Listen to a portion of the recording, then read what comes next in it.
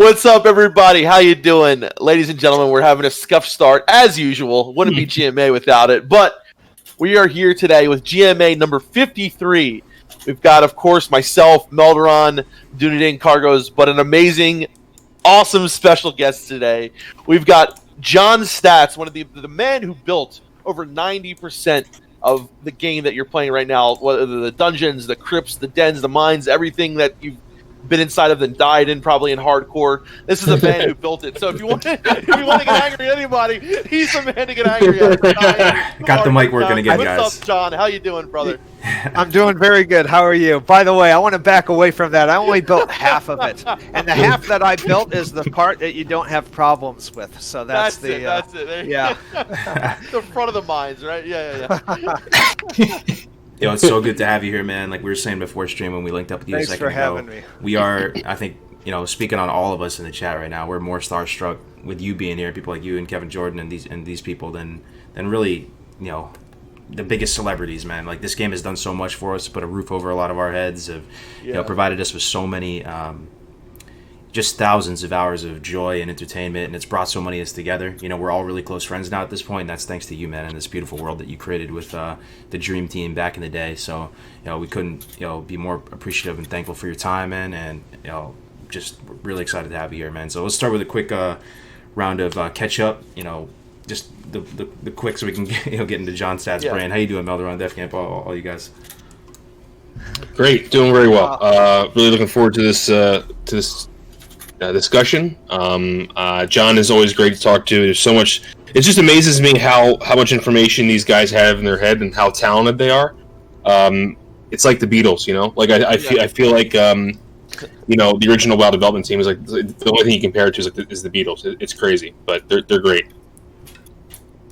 Yeah, I'm really super psyched. I've totally forgotten about all my computer issues that I've been having in the last couple of days. So I'm just really excited to have John here again. This is the fortunately for Melderon and I, we got to talk to John a while back, almost 2 years ago now, it seems like. But it's whenever you get a time like this to delve inside a developer's mind is kind of a really special moment. So I'm just really excited to be here. Yeah, same here. I had a very busy week at school with COVID and stuff. But talks like this just make the week good. And actually, I remember reading the book you made, John, 2 years ago. That was the first real hype for vanilla. Well, actually, the announcement was the first real hype. But then, after the long wait, the book was like the first thing we really had. So that was awesome. So I'm really, really excited to talk to you now. Well, it was completely coincidental that I wrote it. I actually started writing another book, a novel, and I enjoyed doing it. And I'm like, you know what? I have unfinished business first. Let me because here we are. I was 15 years after we started, World of Warcraft, and it took me a number of years to actually finish. And I just wanted to get the notes that I had compiled and spent years, writing. Like I couldn't write any more about post-WoW because I stopped taking notes. It's amazing how much, even me, I've been through it. I've forgotten everything that, other than what's in the book. Everything after Vanilla War, I don't have notes for, so I completely forgot. So I'm glad I did get the book polished and, in a presentable form with just ironing out all the facts and the timelines. The chronology was nuts, and it was a very hard book to write, but I'm glad it's done. So are we, and it's amazing that you even had the foreknowledge to take notes and do all that kind of stuff, because a lot of people, he talked to some people, and Kevin last week was like, man, I wish I wrote down a lot of this stuff back in the day, because I'm sure Blizzard of today could learn a lot from what you guys did back then.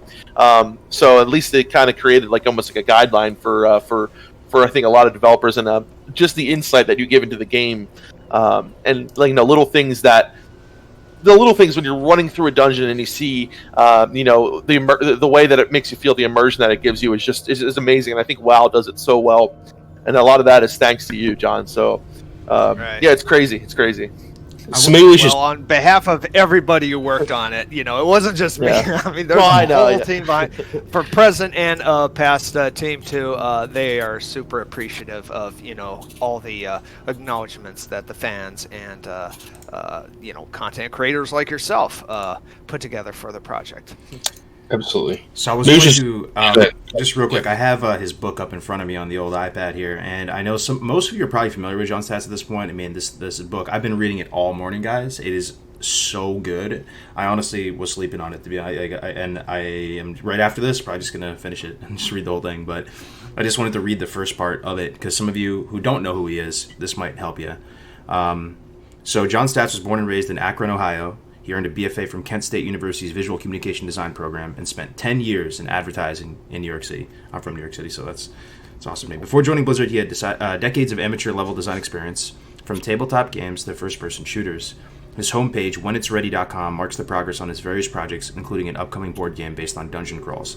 John built 90% of Vanilla WoW's non-instanced caves, crypts, dens, mines, and hive tunnels. His Vanilla WoW portfolio includes, and let's get some hype in the chat when you guys hear this. This man portfolio includes Anchorage Temple, Black Fathom Deeps, Black Wing Lair, Blackrock Mountain. Can we get some hype in the chat? Blackrock Depths. I am not joking with you guys. The list keeps going. I'm not joking with you. Booty Frickin' Bay, Karazhan. I'm not even done yet. Makamadan Dam. Lower Blackrock Spire, Molten Core, Razorfen Downs, Razorfen Crawl, Skolamance, The Slag Pit, Upper Blackrock Spire, Warsong Gulch, and most importantly, the Wailing Caverns. No, but I mean, I just had to do it. I just can't even believe it. Like, just even reading it, I'm kind of just. You hear that list? God, It's like some of the most memorable moments that I had in this game were in those places. People are saying all the best parts. Yeah, pretty much. Yeah. Pretty much. Like, so honestly, dungeons are where it's at, in my opinion, right? Yeah. Yeah. Go ahead. Let's just say that Blackrock Depths. Wait, I'm totally confused. BRD, Blackrock Depths is like the best dungeon in the entirety of WoW. Just simple as that. Everything ever made in WoW. Yeah. My favorite. Yeah, and it's funny as we designed. We had people to paint textures, and dungeons were unique. And 3D, when you have a 3D environment wrapped around you, okay, we called those just the interiors. We called the dungeon department was the interior department.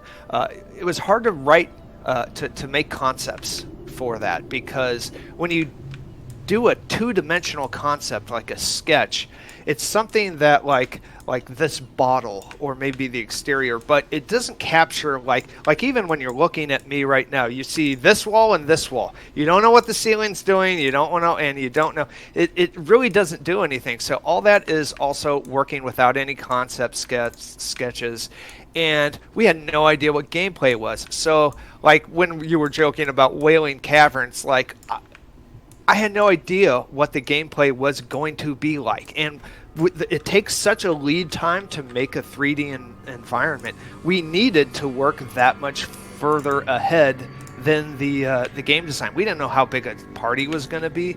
We didn't know how much room combat was going to take, and we didn't know how long people wanted their dungeon crawls to be. We actually were like, there's a section in my book, the growing pains of the Wailing Caverns, is because section and section, they kept saying make it bigger. No, it needs to be bigger. There's no such thing as a dungeon that's too big. And this is, again, before anybody's play tested the game. And the premise was that we were basing all of our thoughts on EverQuest, where there weren't instanced dungeons. The dungeons had to be big enough to accommodate the server. So that dungeon had to be, because it was an instance. Right. So you had to accommodate how many groups were the Wailing Caverns, 4 or 5 at the same time with the respawn rate. So that was we just didn't understand that, instances are just really they make the dungeon much bigger because you're there by yourself. And we went for years developing gigantic dungeons. We didn't, and then we realized, oh yeah, people like they're real short. I think we went with the Scarlet Monastery, where there was just a different wing at a time. Right. It was a lot more efficient to do stuff that way. But yeah. John, I remember you saying last time we talked to you that I remember Kevin said this, and last time we talked that they wanted to the dungeons to get bigger and bigger. Was there a point you were like, I'm gonna make the biggest dungeon just to piss these guys off? I'm gonna just create this huge dungeon so they can't complain about it. What do you think AQ40 is, Defcamp? Yeah. Well, AQ40 had its own problems. That's my least favorite dungeon, by the way. And I want to get to you about when you're done. I want to talk to you about that. Yeah. Sure. It was very, very painful. That was almost where I was just digging my heels and going, "Look, guys, the number of times that we revised it was probably, I would say, 6 times where the game designers said, this needs to be longer." And when they said bigger, they didn't actually say we need floor space. I thought they meant longer, like long tunnels. And so we kept designing ourselves into a corner with that one, and we invested so much time that we were hesitant to just scrap the whole thing and start over, which is what we had done with Karazhan twice. Right. Wow. The big dungeon, Karazhan, was actually going to be so much bigger than what you see. We had sections, Aaron Keller. It was going to be so big, Aaron Keller and I, we did it at the tail end of vanilla WoW, Karazhan. That's actually when it got built. It was released much later, but we had sections for a flooded section where, because there's a river there, we were thinking, we haven't done anything with.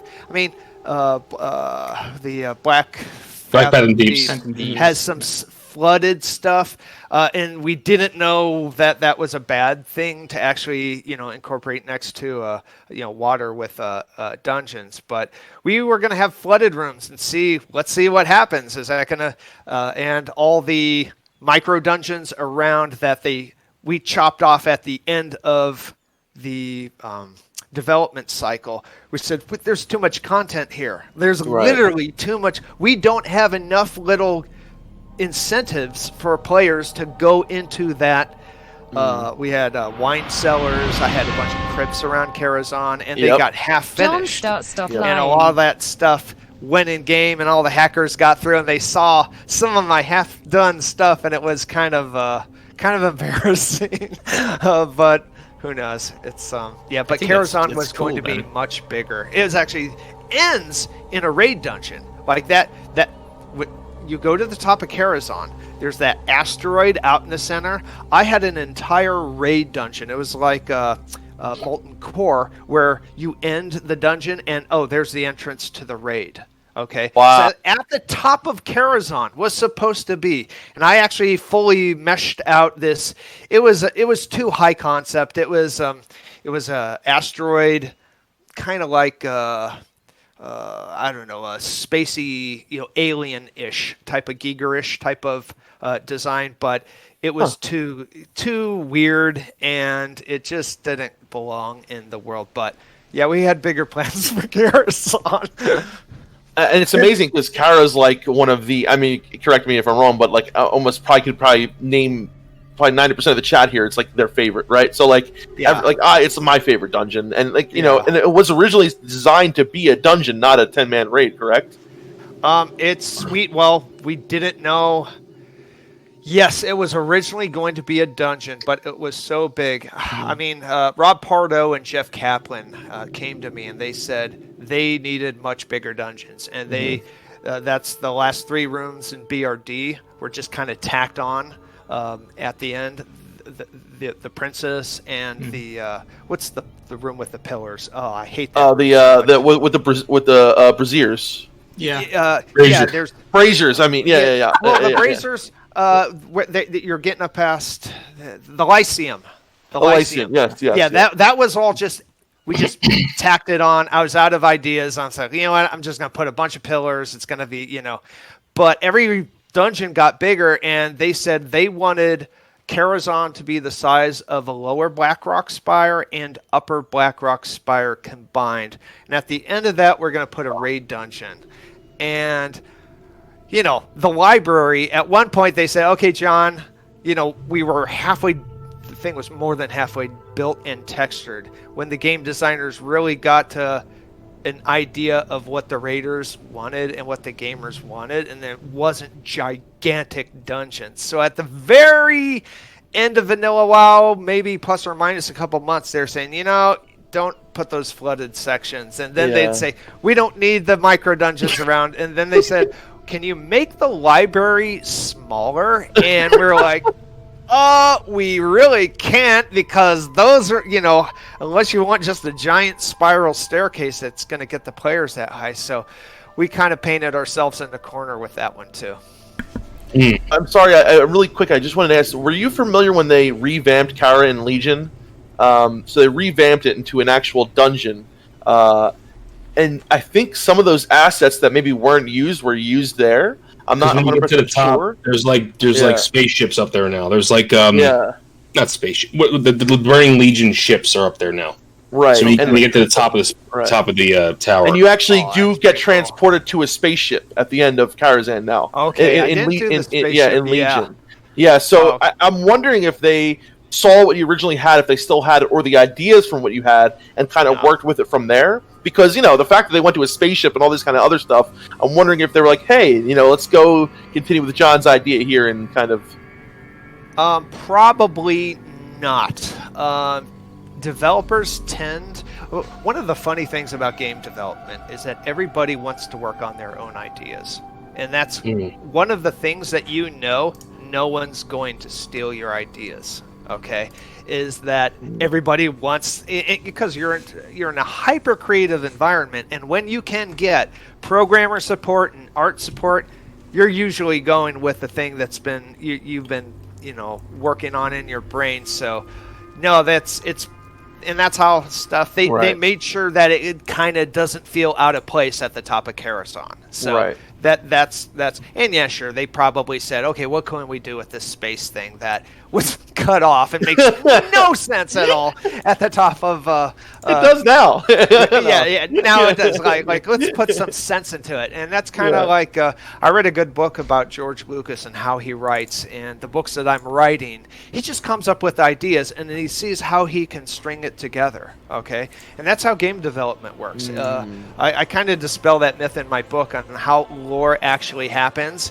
Metzen says he'll throw out his wish list and he'll see what people are jazzed up on, and if the under the sea technology and the concepts aren't really up to level 11, then he cuts out the Nadjatar was going to be one of our continents from Vanilla WoW, and we decided no, we don't need to do the what were the fish guys? The Naga. What ended up being a zone in BFA as well, Don. Naga, It's a zone in BFA now, by the way. Right. And so they eventually catches up with the. But yeah, it's you look and you see it's so hard to make games anyway. To actually really to be adherent to a story is very unrealistic. So taking a few steps back here, John, I'm really curious about this. How do you see the whole story of World of Warcraft? You were part of the original team. And it just amazes me reading your book that you joined Blizzard, 2000 or 2001 or something? 2000. I mean, that is just so many years even before the game launched. I mean, just high level, looking back on this whole chapter of your life, how do you see the story of World of Warcraft unfolding? I mean, to where it is today, or does anything come to mind when I say that question? Do you mean about the development team, or how it's being made, or the lore? Because the lore has... I actually haven't played since Cataclysm, so it's been a long time. But I do see... I'll tell you how everything is developed. It's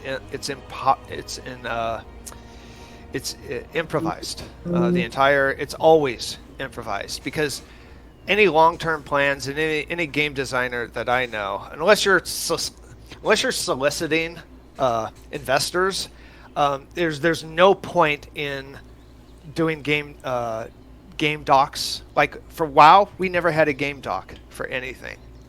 That's one thing that Eric Dodds, Alan Adham, he basically taught Eric, this is how you make games, okay? And Eric Dodds went on to, Hearthstone and a whole bunch of minor little games like that. But making any long-term plans is so fruitless because you're going to see budget delay, budget problems, production problems, tech problems, art problems that it's just a waste. Like you do an outline form, but no, it's always improvisation. Yeah. I think Kargoz was kind of getting at. Do you think that? I guess this is the question that everyone wants to ask, but it feels bad asking. Do you feel like they've kind of lost their way a little bit, Blizzard, when it comes to game development? No. It's harder. It gets. I will say, like, as hard as it is to make an MMO, we were joking about this in my podcast last night that the numbers will inflate because you know how they crunch the numbers, like they cut the levels in half because they don't want science fiction-y numbers all the time. But the thing is that we started out, we knew they were going to get that bag. We knew that they were going to inflate to where it's just too much for a fantasy game.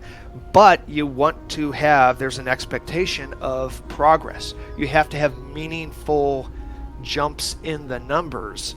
And it's just part of the problem where you have the hardcore audience and you have the casual audience playing in the same space. And you will never, ever, like the Diablo team had this problem, you will never, ever make the game that's going to make both 100%. happy for a long period of time. You can make them happy for a short while, but once they get into the rinse and repeat, then one side gives, and it is so much harder to make a MMO for the audience today that has rinsed and repeated 1,000 times.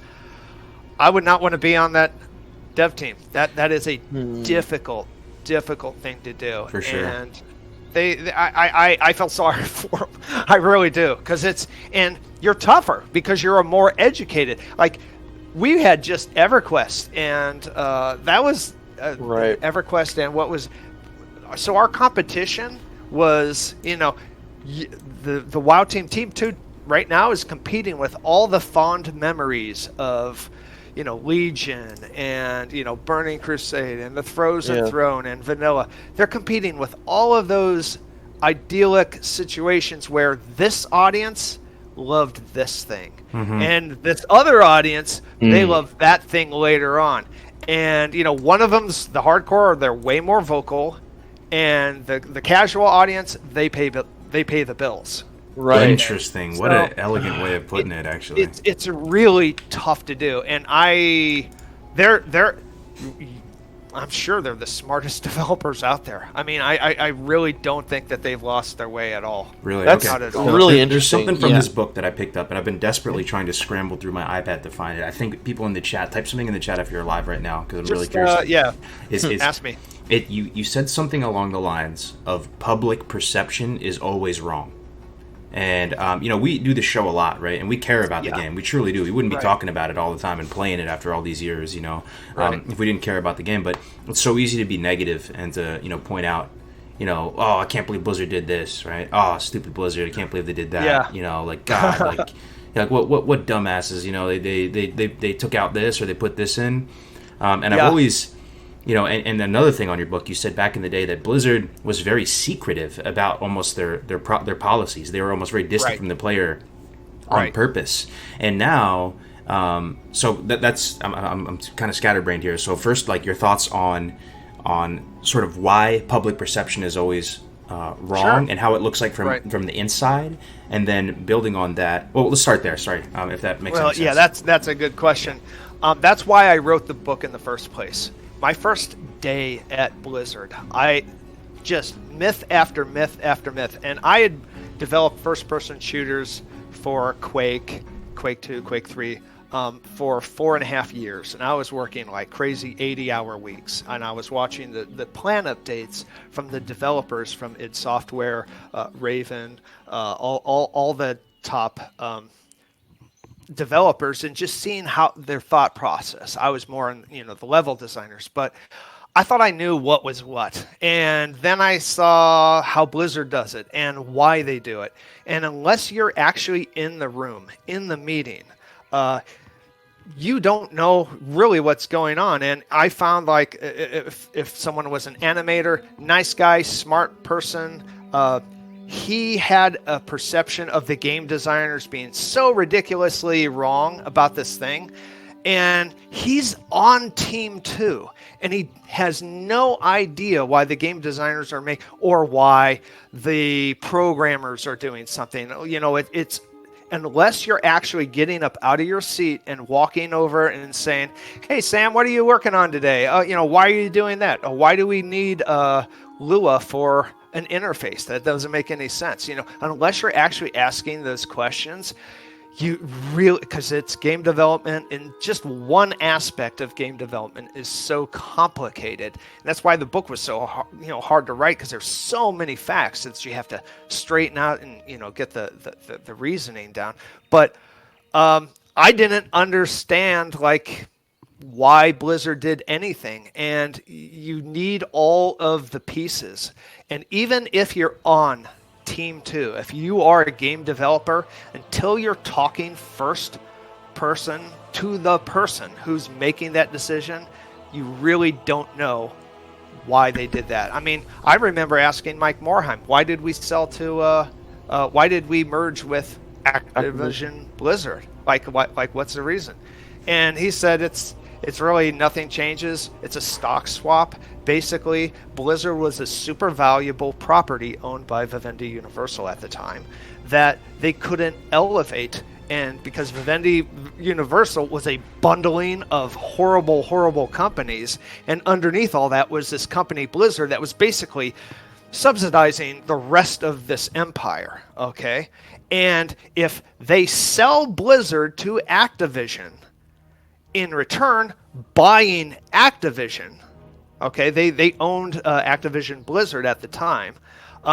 By selling them Blizzard, they can make Blizzard's earnings public.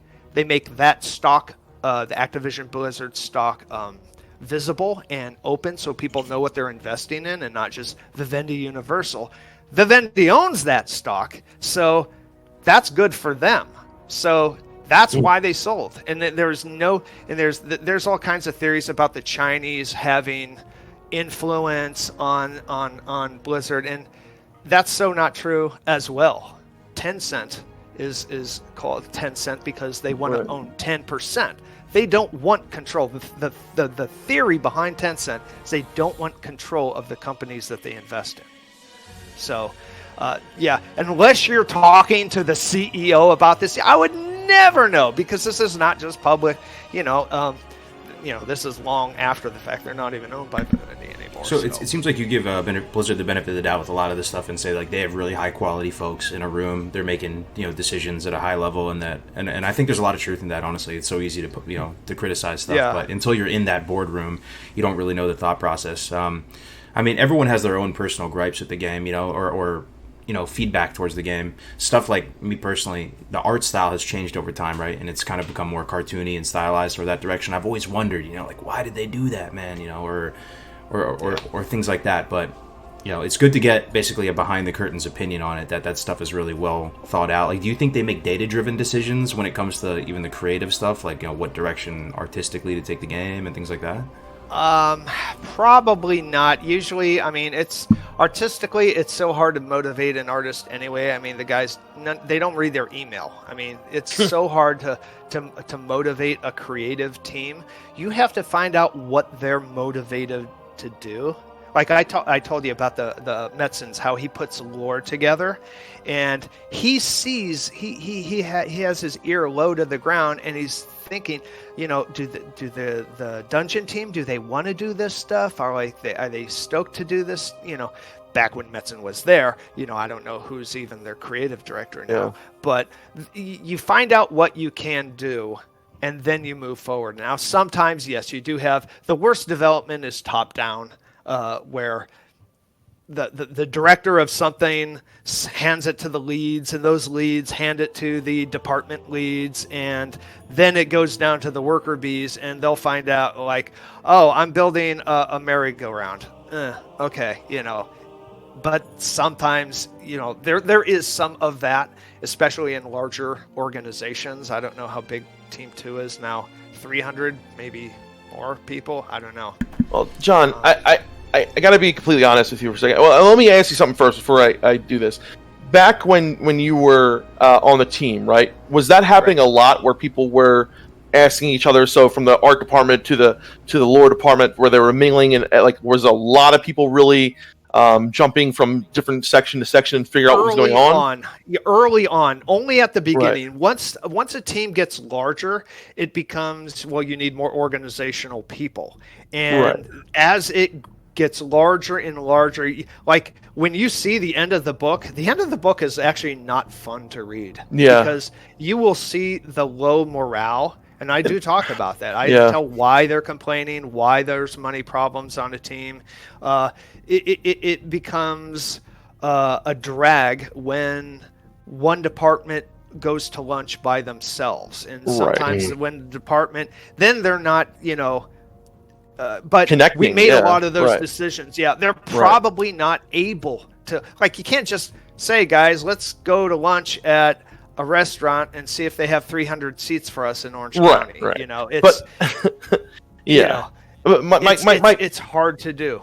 Right. My perception is, and I'm sure a lot of people have this perception, is that like back in the day, you guys were like rock stars. You guys were, and I'm not saying that they aren't today, but like you guys were like this close knit, smaller group that was very much on the same mindset, that people were very much on this connected wavelength. And I feel like, and I'm not alone on this, that over time, after well into Cataclysm and this and the other, it became much more of a well-oiled machine. We're going to do this. We're going to do it that way. We're going to have less connection. We're going to have, and like this is just my theory, and this is what I think. Over time, there was less cohesiveness between the groups at Blizzard, and I feel like over time there's been, and I don't want to say less passion or less, because I know that those guys are some of the most passionate people. You're right. It's just you're right. Yeah.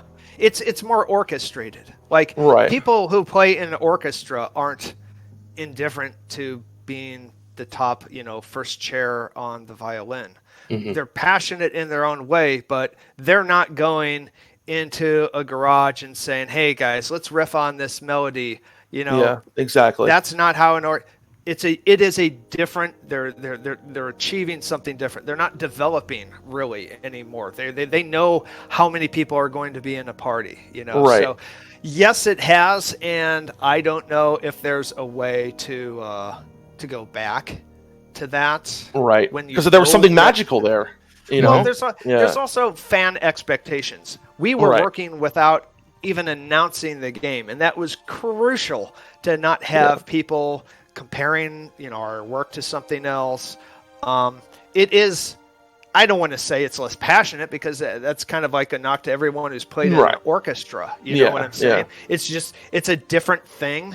And and honestly, I'm also out of the loop, as I say in my book. Unless you're in the room, you really don't know. So I'm just pontificating here for the most part. Yeah. I'd like to say something about it. I think you said new WoW is like the hardcore audience WoW, and then old WoW. Is that right? Old WoW is like the casual audience. No. Like whatever phase of WoW, you have a casual audience and you have a hardcore audience, and they're playing the same thing.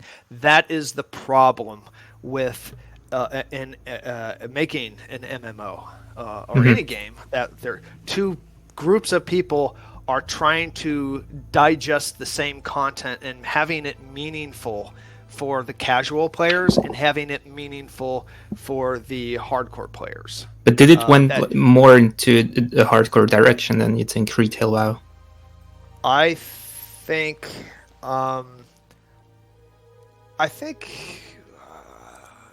I think they went both ways. I think they satisfied. At least, are we talking about vanilla WoW? Yeah, I mean old WoW. Yeah, we definitely satisfied the casual audience. I mean, I remember right after when World of Warcraft was the shiny new thing. I went to a convention out on Long Island called the Icon, and the Icon was we had a World of Warcraft thing, and I asked a room full of people. There's about, I would say, maybe 200 people in the room. I said, how many people have, and this is maybe 6 months after the game is launched, how many people have a level 60 character? Who's raiding? Not a single person raised their hand. And these are guys at a science fiction convention going to a World of Warcraft out in the middle of Long Island. This is your average. So when I say the casual audience pays the bills, they really do pay the bill. You know, like you guys, like you're in that 0.5% of the end game raiders who are like it's a hard thing to make a game. With groups. I think it changed a little bit now in Classic. If you would ask it now, I suppose many more people are level 60 in raid. But I wanted to ask. So we have quite a big audience for Classic WoW, right? And I feel like Classic WoW and retail, they are basically different games. And I wonder what your thoughts are on. Is that should Blizzard make a game in the design philosophy of Classic again, or should they make new expansions more like Classic, or do you think it's better to go the way they did with retail? It's kind of funny. Like every expansion is an attempt, and we're talking Burning Crusade. Okay, like let's just talk about what's coming out. Burning Crusade. That was just it's they're fixing so many things that were broken in Classic, and I don't know if Classic WoW had the crazy the druids were useless in raids for like they probably fixed that thing, but I mean and things like, oh my gosh, dungeon finders weren't working until, my God, was it Frozen Throne? That was the first time we actually got people just that's when Blizzard gave up with the fantasy of people meeting together and then walking into a dungeon, where they say, okay, we'll just press a button, we'll put you in a group with a dungeon that and we'll see. So honestly, I don't even, and what's funny is that some of these things, these new ideas that we introduced in Burning Crusade and Frozen Throne were mistakes. Like some of the things that we did were genuine mistakes where we realized, that's so. I don't even know if it's even valid to say, it was a different thing. We were just, again, improvising, trying to fix the issues that 99% of the people are complaining about. Like you play any game, 99% of people are going, we need more dungeons. Well, if you make more dungeons, there's not enough loot for the dungeons. There's no reason to go into the dungeons. Like, you only have so many pieces that you can put on your character. You know, we can't give you 30 dungeons because there's only 15 pieces on your paper doll to give you. So it's that trajectory of learning. So again, I'm sure right now, Shadowlands is it's Shadowlands, right? Yeah, Shadowlands. Okay, yeah. For some reason that doesn't sound right. Shadowlands, I'm sure, is trying to fix what was broken. Yeah. Legion, and that's how it be a favor. That's fine. BFA. Don't worry, we all skipped it in our minds anyway. I was in the podcast. We talked about Legion for all night. Sorry about that. No. BFA fans. What you just said really resonated with me, John, because a lot of times, what happens is developers do something, they try something, and a lot of the times the fan base loves it, and a lot of times they hate it. Yeah, exactly. Yeah. And I feel like there has been a lot that's been done over these years, and Blizzard is constantly trying to do something different, do something new, do something different, do something new. And you know, and it's like, you know, yeah, Legion, there was a couple good things, there were some great things, and then BFA, we're going to try this, you know, this new system and do this and that and the other, and it's like, well, it's kind of like a lot of times it just ends up being like a recopy of an older system that people never liked in the first place. We're like, well, we're going to try to bring this back, and you got to give, like, in my mind, I got to be like, man, we got to cut these guys a break, because like they're trying, you know what I mean? They really are trying, and I see them, you know, trying to put in these new things and develop them. And I think a lot of it is like the evolution of where WoW went. But I do think that, like, looking back, you know, you like back in the day when you guys had a lot more of that. And I was wondering, is like, do you think it was you guys had almost upper hand, or a little bit, you know, because you guys had so much more freedom back then, right? There wasn't TBC or Wrath and all those other things. There was like, you know, 2 MMOs that were big. And you guys had a lot of freedom to imagine, oh, we're going to do this, we're going to do something like this, we're going to do something like that. And now it's a lot of, you know, they're kind of like stuck in between this one rail system where they have this one direction to go, and they try to branch off here, there, and there, but they're trying to, you know, emulate things that happened in the past that they thought was good. So it's like you guys had a lot of freedom back then. I wonder if you think that added to the success. The advantage that we had was really... and you'll see this in the book. Like, I'll say the beginning of my book is more fun to read, because all the new things, the shiny new things, are happening at the beginning of, like, oh, we have mounts now. People can actually ride on a mount, and you can control where the horse is taking you. Like, you don't get that at the very tail end of development. That's something, you know, when they say, oh, now we have different tails and different animation for the tails. We have our jumping animation. It becomes more incremental in the changes. And, you know, also new things break old content, because everything is connected. You have a big spider web. So the advantage is actually being at the beginning of the project. It's not just because we had more freedom. And you know, the process is the same. The Blizzard process is keep what works and fix what doesn't work. And before World of Warcraft, we had awful MMOs. They were terrible. Dark Age of Camelot was probably the best of them out there, but there were things that were just so freaking broken that when you fix them, like, oh my god, that's the best thing ever. You know, the Team 2 right now has the things that they need to fix are one little thing in the sub-genre that 20% of the population uses a lot, you know. And they're just so much like what really doesn't work, you know, what doesn't work about World of Warcraft is there's no game-breaking things like corpse retrieval. Like like you used to die, you used to lose almost days of grinding. You'd lose levels, you'd lose experience. It was a painful thing to die. You know, fixing that, oh my god, people are happy with that. But if you fix gem cuttings, it's, you know, like gem crafting, you know, okay, yeah, that's good, that's better, you know. But they're not short of ideas too. I know that, again, like I said, everybody wants to work on their, you know, own ideas. I'm sure they're definitely not short of ideas, but the fact that everything is so connected and the game is so old and the audience is so much smarter, it's harder to make changes. It's a good point. Really harder to make change, because even if it's a good thing, what you can't do is make other content. You can't mothball other content. Like, say you have this interesting thing, a new way of traveling, okay? But if that just cancels all the other modes of travel, then you've actually reduced the dimension of the game, you know? So I do have a question about, I guess it's more relevant to the game itself and what's going on right now in current. And you know, I've actually known this for a long time. Like we did a Def Talk about 2 years ago now, and first time we met each other. And I remember one of the things that really stuck in my mind was how much you didn't like AQ40. Now, I just want to, and I want to kind of understand why a little bit, but I just want to give you like a perspective of mine.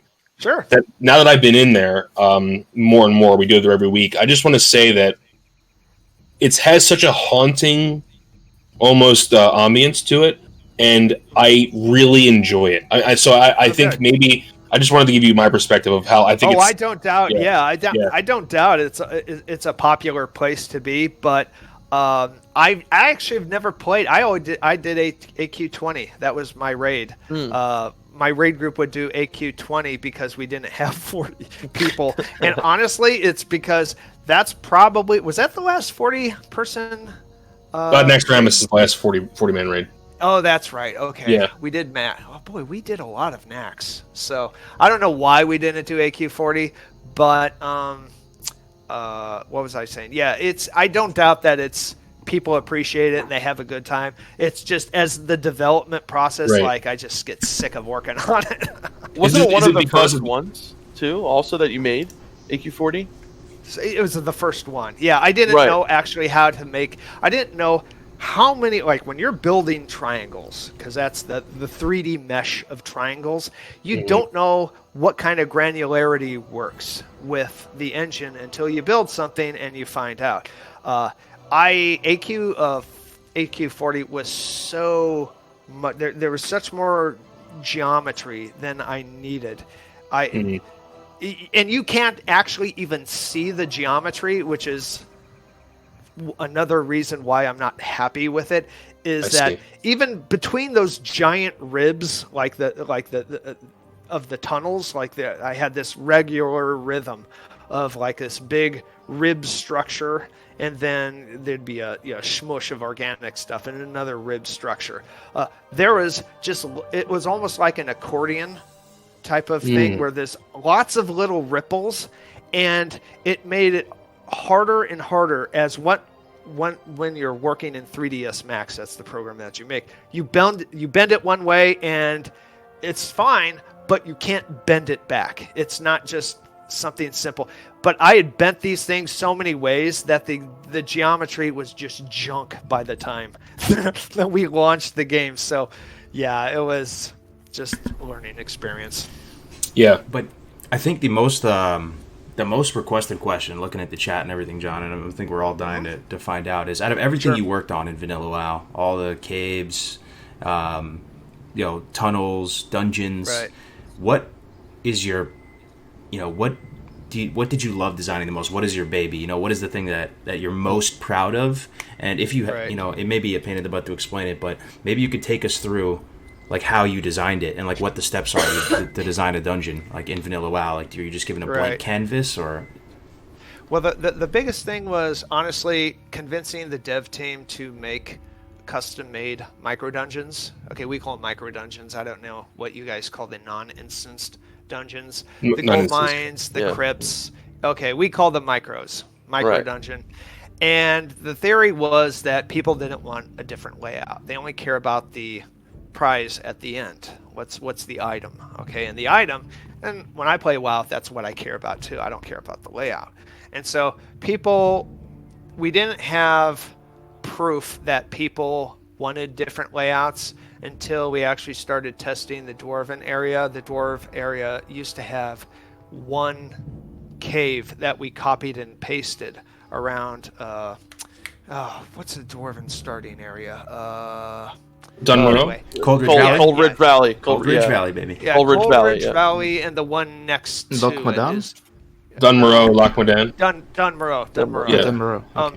So people got sick of seeing the same dungeon over and over, and that's when I finally got, okay, go ahead and do this thing. And that was my weekend project, is just making lots of micros. But my favorite micro, and I think that's really incentivizes people to explore, because when you know that it's just, Dungeon B, you kind of like, I've seen Dungeon B, there might be a different monster at the end, but who cares?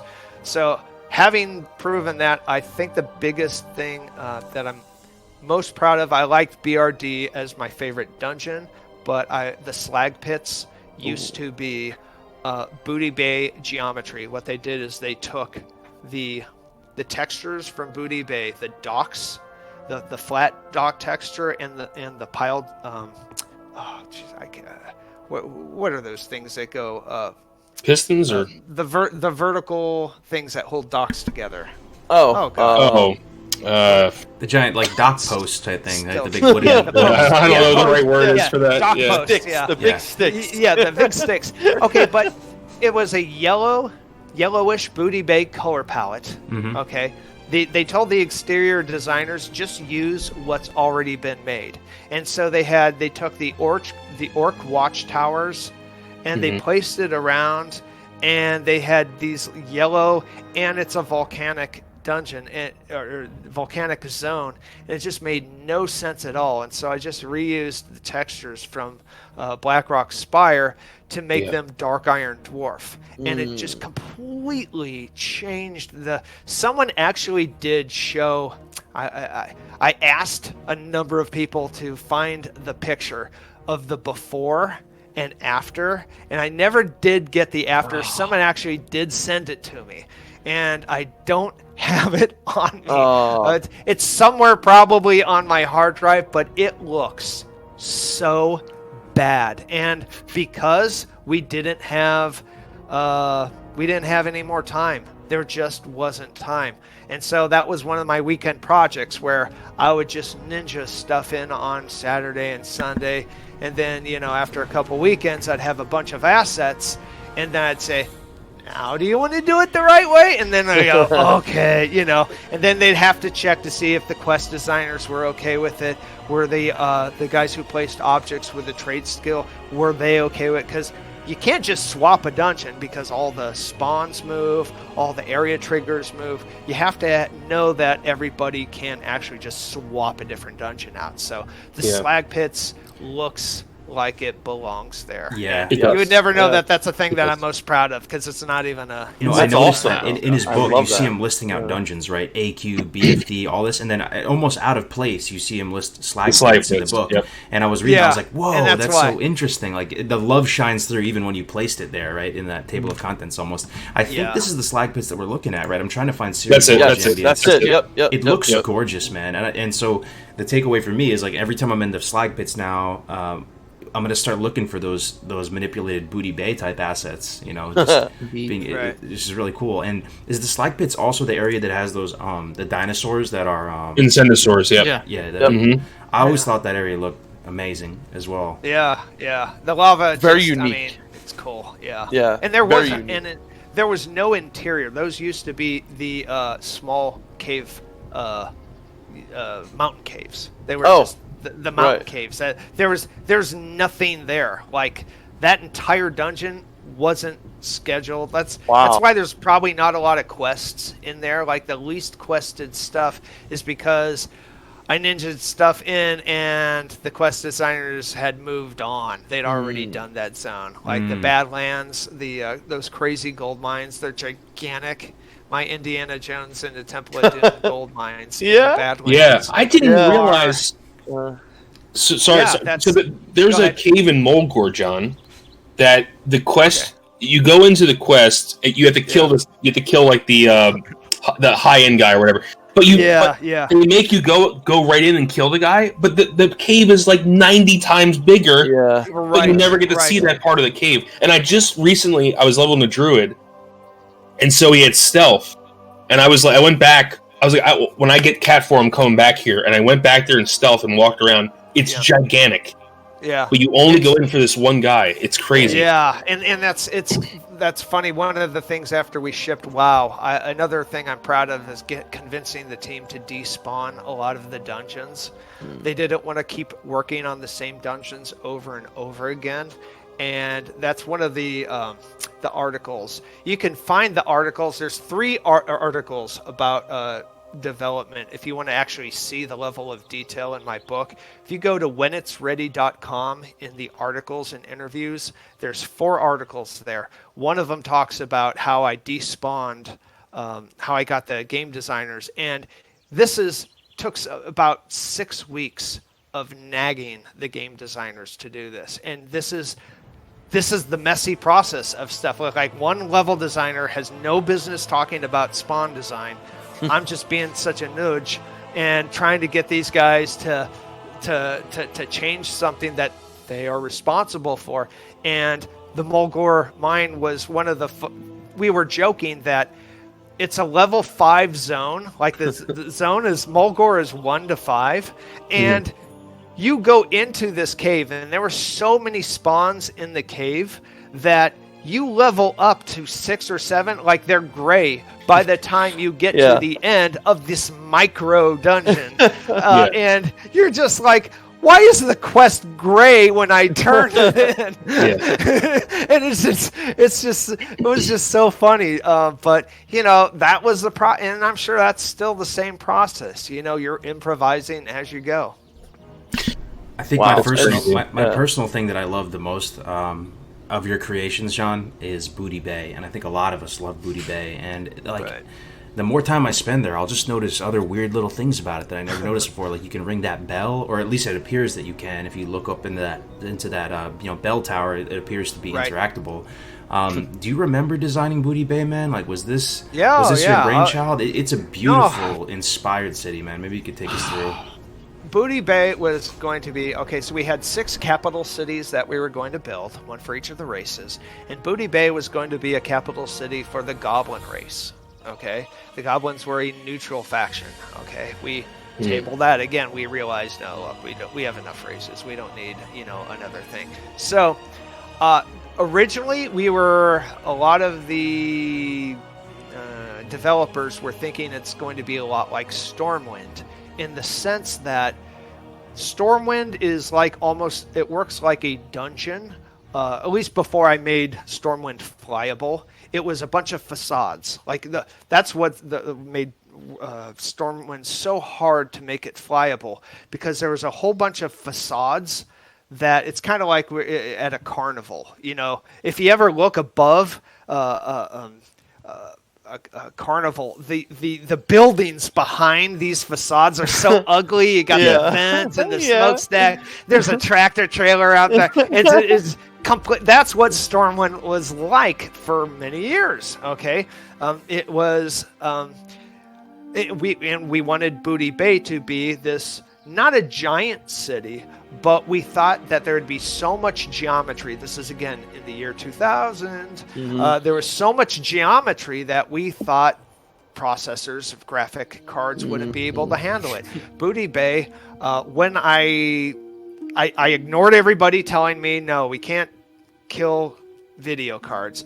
I said, okay, we'll test this on the low-end video card. We'll just do a low-end thing, and I just boom, boom, boom, boom, just copied and pasted a bunch of things, and we placed it down, and we were slowing things down. And what the great thing as a developer, you can turn off things like the interface. That's actually when we realized that our interface was costing us 20 frames per second.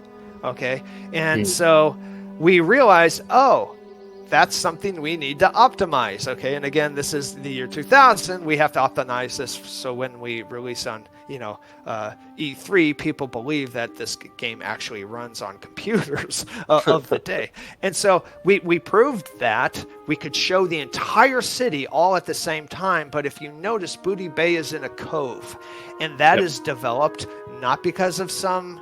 We're not trying to do Tortuga. We weren't trying to do a hole-in-the-wall gang type of feel, like the Juggernaut works. Right. It's not a surprise, but we're hiding the geometry of Stranglethorn, because as we're turning off things, we realize all the spawns, all the geometry, all the land, that is slowing down the experience in Booty Bay. Okay, so and so crazy. We hide things. Now, much later, Scott Harton, the guy who wrote the engine, he says, well, let's just use fewer triangles off in the distance. And then we actually get back to the original point where Booty Bay could have just been on a flat terrain type of thing.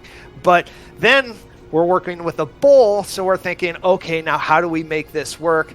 And someone came with the idea, let's make it like a hidey hole type of thing, and then we'll open up into this grand view of the town and amazing view. Yeah, and we didn't know how many textures. That's why we could use, and that's why there's so few textures in Booty Bay, because it's the first thing that I built that actually got textured. And the ship, the the ship that comes in and takes people away uses the same textures as Booty Bay because Yeah. we didn't know whether or not we didn't want that ship coming in and then, oh no, here comes the ship that's going to kill our video cards.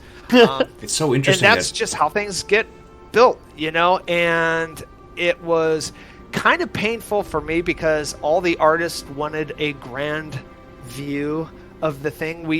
Everybody had a different debate. Is it more dramatic to have an entrance at the low point where you're looking up at the big thing, or if you're at a high point looking down? And I kind of thought that a high point looking down was a better thing because the camera's already pointing at the ground through the whole game. You're looting stuff on the ground. So that's kind of why we designed the entrance and all kind of up on that top, right? But it looks so good when you come in from the boat, though, as well. And I gotta believe that you guys made it non-mountable, so you wanted it to feel bigger, right? So you couldn't mount. You can't mount up. That way you have to, because if you mount up and you're running by something, obviously you're not going to take as much time to look at it, look around, and the mounts also would when the character models clip into the geometry, it was just hard to make all that work. And that's also the things that people like. Booty Bay, that's probably where I got the most props, like the doodads that designed a place. We call them doodads. Okay, so the hanging shark is a prop.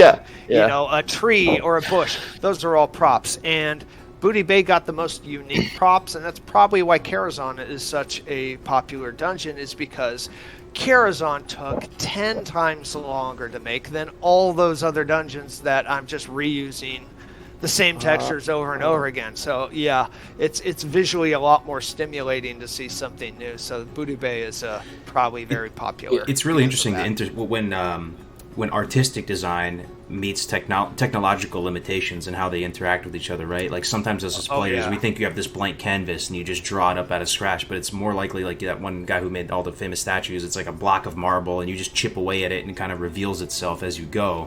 Do you remember who came up with the vision? I mean, there's so many unique things. Even the entrance where you go through the shark's mouth and everything. Like, was this inspired by Waterworld or anything like that? Do you remember? The sharks. Oh, let's see. The shark's mouth. Do you mean the hanging shark or the? As you go in from Stranglethorn Vale into Booty Bay, you have to walk through like this megalodon's teeth. I think, right? Yes. Am I incorrectly remembering this? Yeah. You're right. Yeah, you're right. That came from that old black and white photo of the scientists in the Light Lab codes standing inside this megalodon. Like all the developers, we knew exactly what that shark was. So pirates means sharks and sharks mean megalodon sharks. So giant sharks are more fun. So that just people are just this is why the human lands are a lot more developed and fleshed out than the non-human lands. It's easier to borrow it's easier to come up with ideas and just move forward, because if you're paying an artist to sit there and go, what do I do with a pig farm? What do I do with, like, out in the Barrens? It's like no one's from the Serengeti, okay? Yeah. So right. It's hard to come up with stuff that really fleshes out the Barrens.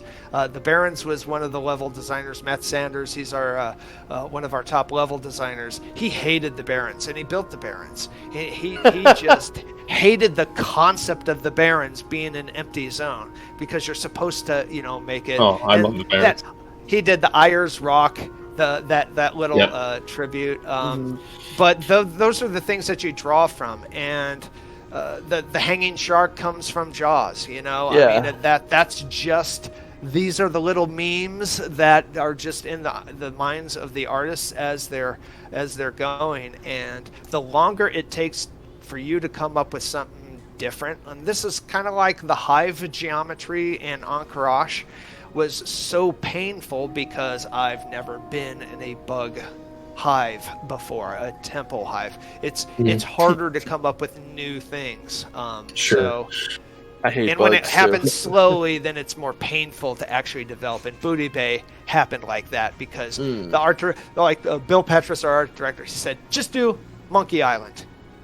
Are we good? Oh, right. And we're like, yeah, okay, yeah. Everybody on the team knew what monkey. They were like, yes, we want to make Monkey Island. There it okay? is, the genesis of You Booty know what Bay I'm right saying? there. Yeah. Everybody is now on the exact same page, and there's Right. no pain whatsoever in making Right. Booty Bay. You So know? speaking of inspiration, did you take a lot of inspiration of Lord of the Rings as well? As an example, Blackrock Depths and the Slack pits you just mentioned.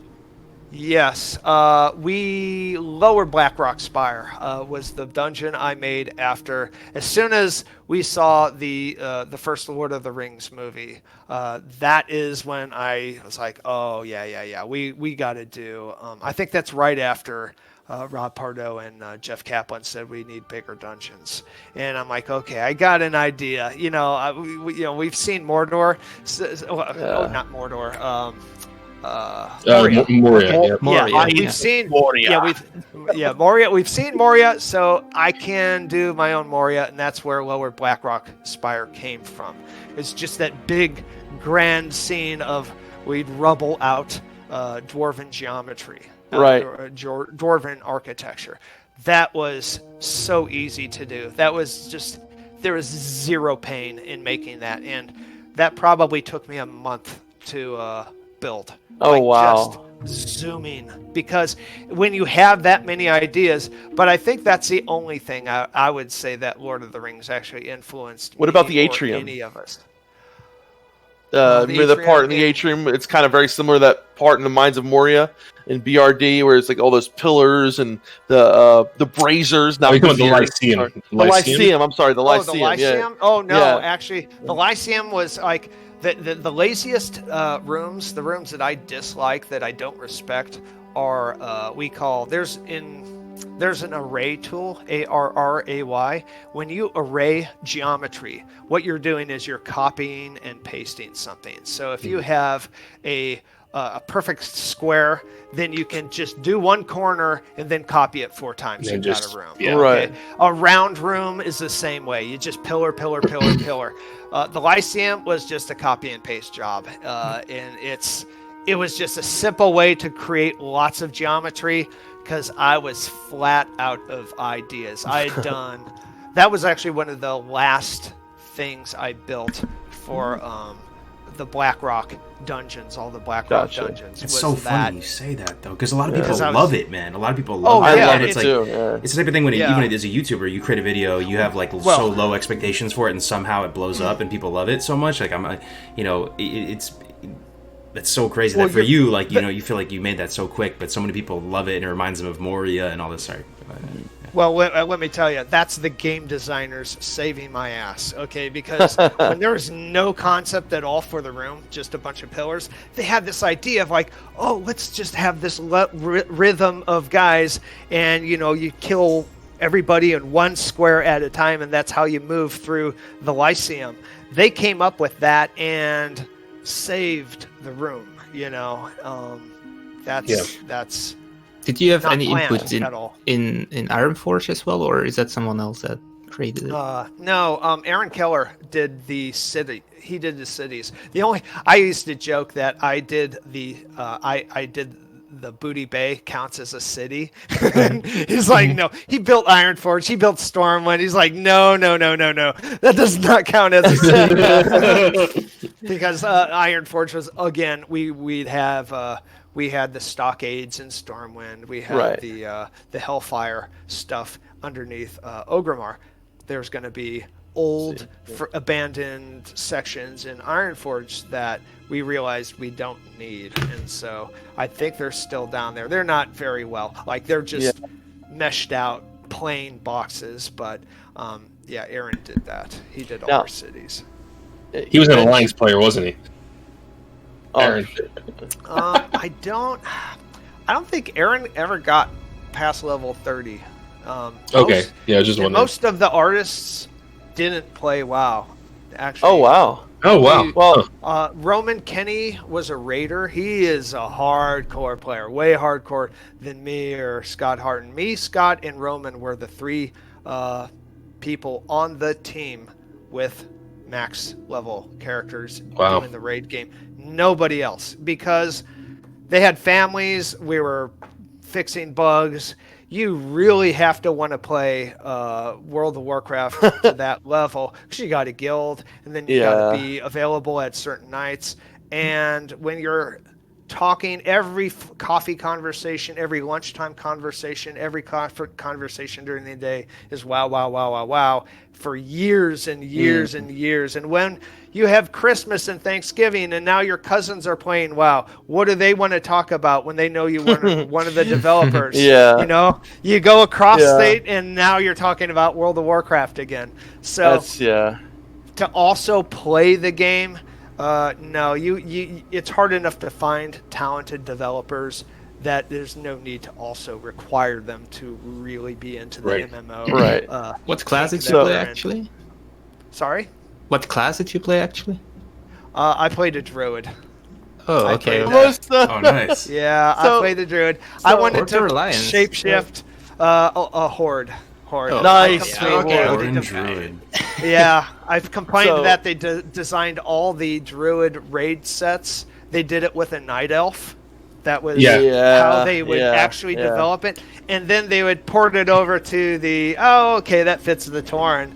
And I'm like, I'm wearing all these little frilly things, and this is not what a Tauren actually should dress up like. So, speaking of factions, right? I mean, you mentioned that Booty Bay, that they were going to be their own faction, a neutral faction, right? The Goblins.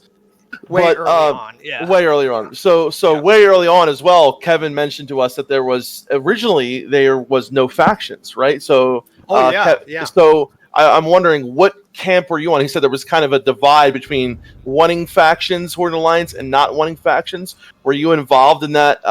Were you on either side of that in the beginning? Pretty much. That came only at Dark Age of Camelot. Showed us that you could have factions and prevent griefing, because griefing was the thing that was the one thing that all games, MMOs, there's no way to stop griefing, there's no way to stop griefing. That was, again, things that everybody knew. There's no way to stop griefing. And Blizzard's just like, well, you can't attack each other. You just turn that button, and they're like, oh, well, we stopped griefing. What do you know? But having Dark Age showed that you could have zones in which players could attack one another.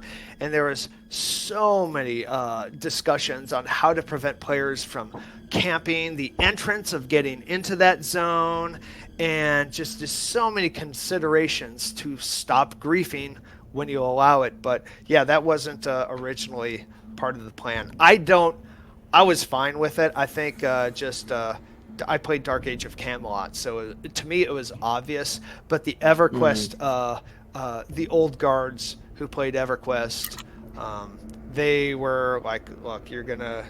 They would say something that's so scary sounding. And so when they say, "Oh, I can guarantee you, I'm going to be a griefer if you do that," like as a game designer, like, "Oh shoot, do I really want to put my name on this? Do I really want to paint myself in the corner on this? Is this the hill I want to die on?" So those were the conversations. Probably just some of the old guard EQ people who said, "No, I'm totally going to be able to grief whatever system you come up with. I'll find a way." And that had been the case in Anarchy Online, EverQuest. So there was that was basically the controversy. John, is there anything with all your creations? Does anything crack you up or amuse you with regard to how players, in practice interact with the things you've designed? Things that come to mind. I know that I saw Warsong Gulch there listed on your book. In Warsong Gulch they have all these crazy jumps now. They're manipulating the physics to get up, to the high ground in a million different ways. Or in the caves, Skull Rock and some of these caves, you can do this little jump where you manipulate the physics and you can go from this little pointy finger-like object up to the top where the chest and the Gazas is. Or anything? Does that spark anything? Or it's kind of funny. John Cash, he's from a first-person shooter. He worked at id Software. He's the tech lead for Quake 2, and he would say, "John, let me tell you, I'm going to find places. I'm going to be able to get where you think that I can't get," and that's just the old first-person shooter mentality of I can rocket jump anywhere that you think I can't get to. And so it really wasn't a surprise, like stuff like that you kind of expect. and you just fix them as they find them, because that's really the only way you're gonna know of all the places to do. But geez, what really surprises me, getting over the walls of Ankarash was probably the most inventive of kiting a monster. These monsters used to have. It was the only monster in the world that would ever do knockback. And we figured this is the one zone where there's really nothing to be knocked back into because it's just a bunch of sand, And there was a way to get the monster to boot you over the hills or over the wall of Ankarash. And then now you can run around beyond the southern walls I'm talking about in the AQ40 instance, so you could break the game that way, but stuff like that is pretty expected. I was wondering if you could tell about a dungeon that's really started to grow on me, and I never really realized it until I started playing it more and more, is Skolamance. And I think you captured... I think BRD is great, and I think it's wonderful, and I think it's the quintessential dungeon for many people, but for some reason, the more and more I go into Skolamance, I feel like you've got the overall ambience and atmosphere matches the dungeon so well. And there's one section where there's altar with these green candles, and I'm like, I just have to sit there and watch and just stop and look at this place. I don't know. I know the overall was kind of like the dark school, kind of like that's the idea, but man, what an amazing dungeon that is. Skolamance is great. Yeah. Well, the Skolamance was also a point of a personal point of pain for me. That's one of the articles that I wrote. Again, you can have you read the article on Skolamance? No, I haven't. I released with the WoW Diary. There's a little pamphlet that has the 4 articles in them, but they're also free online. There's no ads or anything on my website. So if you check it out, whenitsready.com, under the articles section, there's the Skolamance. It's about, I would say, about 8,000 words. About maybe 10 pages long. There's a lot of art that went into Skolamance after I had built it. It started off as a micro dungeon, and the game designers just said, "Oh, this is so cool that we want to make it an instance." And they said, "Fine." The artists saw it and said, "There's not enough art here to actually call this an instance. This doesn't look good." And they felt that they were left out of the process because we actively just said, "Oh, let's just make it an instance." And so this is one of those things. There's all hands on deck. Is probably the last 2 months of the project. 10 people started building those candelabras, the green flame. It really got a lot of love, more so than a lot of other dungeons, to make it so good. And it's funny that you appreciate the ambiance, but honestly, that's one of the easy things, like the crypts. Anything, again, if it's human, we all have we all have seen horror movies, we've seen Dracula, we know the memes, we've been to that so many times those crypts are some of the easiest things to build and make it cool, because there's so much to work with. Right. Yeah. Well, then maybe let's talk about maybe the Sunken Temple then, because I feel like that maybe is a dungeon that kind of is not right. Not a lot of yeah falls between the cracks. I think Sunken Temple for me is one of those. I'm a big Indiana Jones fan, right? And one of those that feels like it's this temple in the middle of a lake. It's kind of been abandoned. Almost has the feeling of a Mayan temple. You know what I mean? In the middle of a lake. Yeah. Yeah. And I love troll architecture and troll lore and stuff like that. Right. And it's honestly one of those dungeons where when you go in there, you're really wow, this dungeon is beautiful. It's really it's one of those ones that for whatever reason just slips through the cracks of my mind. But every time I do it, I'm like, this dungeon is awesome. I love it. It's great. I don't know how you guys feel about that as well. Yeah. It was one of those copy and paste dungeons that I kind of don't like, because it's easy to get lost when you copy and paste geometry. Oh yeah. One side of the hallway looks exactly easy to get lost. It is easy to get lost. So true, man. Oh yeah, and when you don't see a progression of geometry. Like, geometry is one of the things that you want to progress. Players want to feel that they're moving forward on something. And when it's the same copy and paste section of geometry, it's less enjoyable. You don't feel like you're making progress as much, even though you're killing the monsters.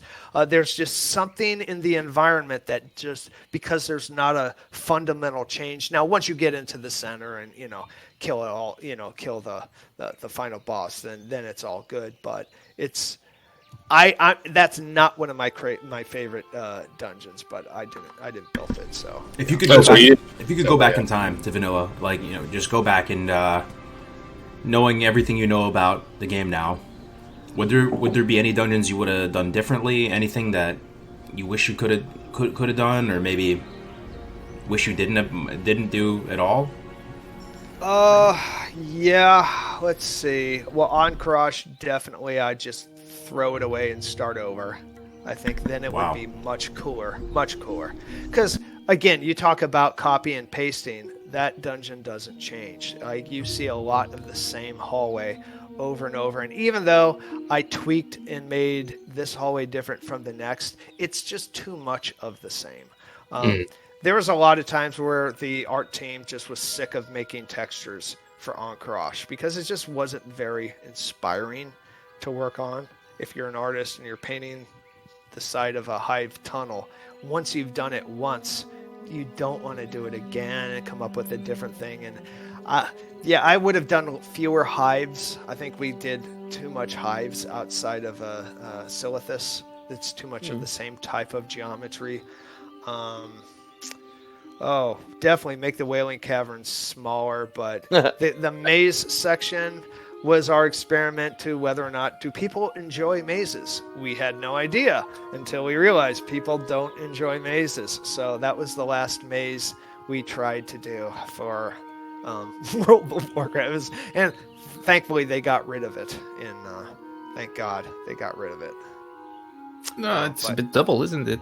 Because BRD is basically a maze, and I really like that. But it's different. I guess it's just different pathways. I don't necessarily like linear dungeons. Yeah. Well, the maze section is intentionally done to be a maze, like to be confusing. And then they said, "Oh, it's not fun," and I'll say, "Okay, I'll leave. The shortest path will be a trail of mushrooms. If you follow the mushrooms, it's the shortest path, but it takes you through the entire thing." Okay, right. But it is linear, but nobody ever noticed that there was a trail of mushrooms because there's so once the monsters are running around, you're not going to notice a trail of mushrooms. I could make that trail so visible, like so I could have put bright lights along the whole thing. You would have never seen it once there's monsters and bodies to loot, and yeah. Was it true what they said about Molten Core? Some people there's rumors in the community that people spun it up. They spun it up in like a week or something, and that it it was like a last minute thing or something like that. Do you recall any of those conversations? Yeah. That's one of the best. That's one of the happier stories at the end of my book is when we did the Molten Core. Jeff Kaplan, he did not get the producer's green light to make another raid dungeons. He only had Onyxia, but he had the monsters. The monster animations were there. And so he didn't have the scripting of the monsters. No one was available for that. And he didn't have a dungeon. I mean, there was no dungeon there. We had a bridge, and that's where we ended it. We knew we were going to build a dungeon. So he said, he knew I was a ninja. He said, "Hey, John, how long will it take you to do this raid dungeon? It's super simple." And I said, "It'll take me about 2 weeks." And in 2 days, we were going through the entire layout. Okay. Wow.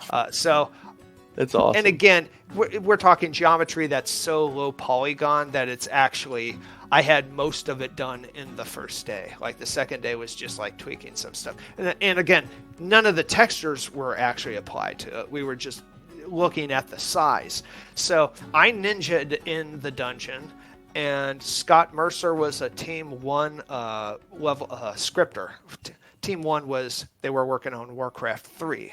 And so level design for Team 1 was lots and lots and lots of scripting. So Scott Mercer, he just designed all the boss fights in Molten Core, and he wasn't even on the World of Warcraft team. So Jeff puts all this stuff together behind the backs of the producers and says, "Oh, look, we can actually do another. Oh, look, it happens, that we did this, and it's easier to ask for forgiveness than permission." So this is one of those things where the producer's like, "Okay, if it's not too hard, if the item guys can make the stuff, then let's go ahead and try to get this done as well." So yeah, 2 weeks was. That's probably it took a lot longer to hunt down all the bugs, but I would say that was probably done around, I would say, in the summer before November when we shipped. So wow. Scott Mercer had, I would say, 6 months of solid internal playtesting to find all the bugs before the Raiders actually got a hold of Molten Core. That's crazy. As opposed to Blackwing Lair, which took maybe much longer, or was it about the same amount of time to design all these out, like 2 weeks for MC versus? Well, again, Blackwing Lair was. It's always done with respect of what else is being done on World of Warcraft. We were fixing, once we shipped Vanilla WoW, we had a shit ton of bugs. We had lots of bugs to do. Tons and tons of bugs to work on. And so that's why it took so long to get PvP out. That's why it took so long to get new zones and finish our mid-level dungeons, is because everybody was really focused on their bug list and fixing things that were in game but weren't functional. So who knows? I don't even remember how long I did Blackwing Lair, but I can't remember at what point. Yeah, actually I do. I did. Yeah, we had a new artist, Matt Melizia. He made a lot of the props for Blackwing Lair. Like the game designers saved the Lyceum. Blackwing Lair was pretty boring until this artist came up, and to have a whole bunch of custom-made props for Blackwing Lair, specifically that laboratory, to actually sell that idea, that story, he cranked that stuff out. It was really hard for him to do that. So yeah, he saved us in that regard. That wasn't John. When it comes to boss rooms, I'm really intrigued. Like, do they come to you and say, "Hey, there's going to be a boss. We need a boss room here," or do you like go in there afterwards and say, "Okay, this is going to be Ragnaros's boss room," or "This is going to be where we have Nefarion," or is it something that they kind of work with once you developed it, or you develop it after they tell you who's going to be there, that kind of thing? Okay, so we talked a little bit about long-term plans. Mm-hmm. Like Metzen will come up with an idea for a dungeon that just sounds like there's a lot of fertile ground for creative ideas. Okay, right. He'll come up with something like that. Like one thing we didn't do a Wild West themed dungeon for the Barrens. Okay, we were going to do that, but it just wasn't necessary. We already had the Razorfin stuff happening, and you just didn't need the content. So the process of making a dungeon, this is like once Metzen pitches the vibe. Like for Wailing Caverns, he says straight up, Isle of Dread. Just give me dinosaurs. Give me. They're kind of bestial. Like they might have a little bit of intelligence, but they're not going to build anything. Right. Can you? And then he'll say, "Can you build that dungeon?" And I'll say, "Yeah, I can do that. I can just do a cave." And then he leaves me alone for 2 years. Okay, the dungeon gets made, and then it gets textured, then it gets lit, and then props get placed. And then they come back, and so Chris will sit down, and this is how it'll go. He'll got Chris Metzen, our creative director, our design guys. Okay, the game designers are the ones who script everything. And I'm usually there, just to hear if they need any extra stuff to retroactively add things into a dungeon. And he'll say, okay, here's what he'll come up like the Wailing Caverns was a giant Murloc or something ridiculous. Right. We had seen so many of the monsters over and over that we couldn't think of. There weren't any Murlocs in that area of actually until the Oasis. Yeah, the Oasis. Yeah, right. The Oasis I think was added after we placed the dungeon. Okay, so that was one of the last things in that zone. So we figured, well, no one's seen a Murloc, so that would be a kind of a joke type of thing, joke monster. But it's the frequency at which you see a monster that'll often decide the body type. If it's like Karazhan used to be Mal'Ganis, used to be a demon in Karazhan, and he's just residing in this temple, just kind of brooding, almost like a Batman kind of vibe. And the wings of Karazhan used to have wings. There's the library wing, the magic wing, and the demon wing. Okay, there were 3 side towers that were going to be around this central tower, and those were just the wings of the dungeon, and that used to be the vibe. And then Mal'Ganis went somewhere, and then he wanted to put Warcraft 3. We went to Karazhan for Warcraft 3 to get Medivh. Medivh, yeah. Yeah, Medivh. But it became less of all about demons. That used to be Karazhan was going to be all about demons. And so, in a creative, for deciding like boss fights and what monsters go there, it's depending on what players have seen on that progression, because sometimes you switch the levels of the zones, that changes things up. But Chris hates coming up with names on the spot. Like he says, okay, I'll give you a name, because he has so many heads, because he's the creative director for 3 games, StarCraft, Diablo, and World of Warcraft. And so for him to keep track of all the little stories, of all the little dungeons and all the little zones, it's just not going to happen, So once that is decided, then the quest designers, they solidify the story, and that's when they really boil down what really works for a good story for this dungeon. And then they just cut off all the stuff that interferes with that story, and that's what the players come in, they see a cohesive, internally consistent story. Kill the boss, they think, oh wow, this was the vision for the whole time, and it's so not the case. Oh, I see. So that room where the Murloc boss was that even there in the beginning, or did you add that once they said that? The whole Wailing Caverns used to end at the end of the big round room where the instance line starts. Like that whole, big room. Oh, that was the end room. And when we first had this is probably 2001 when that was done. Alan Adham, I remember this is when he had the idea of putting the instance not at the mouth of the cave, but later on in the cave. When he put the instance line there, I was like, wait a minute. That means all the stuff that I've worked on for the past year and a half, that doesn't even count. Now I have to build the dungeon. Oh, and my God. Yeah, and so I built that snake tunnel, and then there's the, not snake tunnel, but that little tunnel that goes to the gorge in front of the boss room. Mm-hmm. That was the second iteration of the Wailing Caverns. And they said, no, this has to be much, much, much bigger. I said, well, fuck, okay, I'll put another wing of the dungeon. And that was the wing with the waterfalls and the plants that players are spiraling up and around. That's the Murloc. They handed that in. They said, no, it's got to be bigger than that. I'm like, wow, seriously? And then I added the snake, where it's tons of stalactites. I had I had... That's probably one of my rooms that I'm really proud of, because it took a lot of work, a lot of manual, finagling things to get to pull that up. Then that's built, and then they're saying it's not big enough, and that's when I said, I'm out of ideas, guys. I'm gonna put a maze section there. I'm gonna break that progression up and that's. They said, okay, it's pretty much big enough.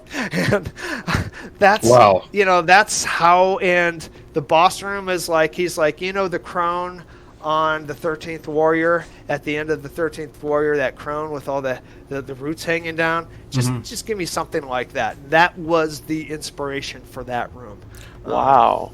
It's that haphazard, the process. With regard Crazy, to Wailing John. Caverns, I remember I heard about this from someone who read your book back in the time. I'm aggressively reading your book right now, and I'm just absolutely fascinated. But they were saying that in Wailing Caverns, if you follow the mushrooms, those kind of yellow mushrooms, you will find your way to, you will be able to make your way to the last boss and stop getting lost. First of all, was that truly intentional? Second of all, is that an Easter egg? And if it is an Easter egg, is there any more of them that are pretty juicy from any of the other dungeons that anything comes? And then the last question is, did you place every single mushroom down yourself, or was that somebody else? Oh yes, yeah. Oh no, that's me placing all those mushrooms. That's sick. So every time we see a mushroom, we know that he actually placed it. This man right here. Well, that's everything. I mean, the all the rocks on the ground, those are all individually placed.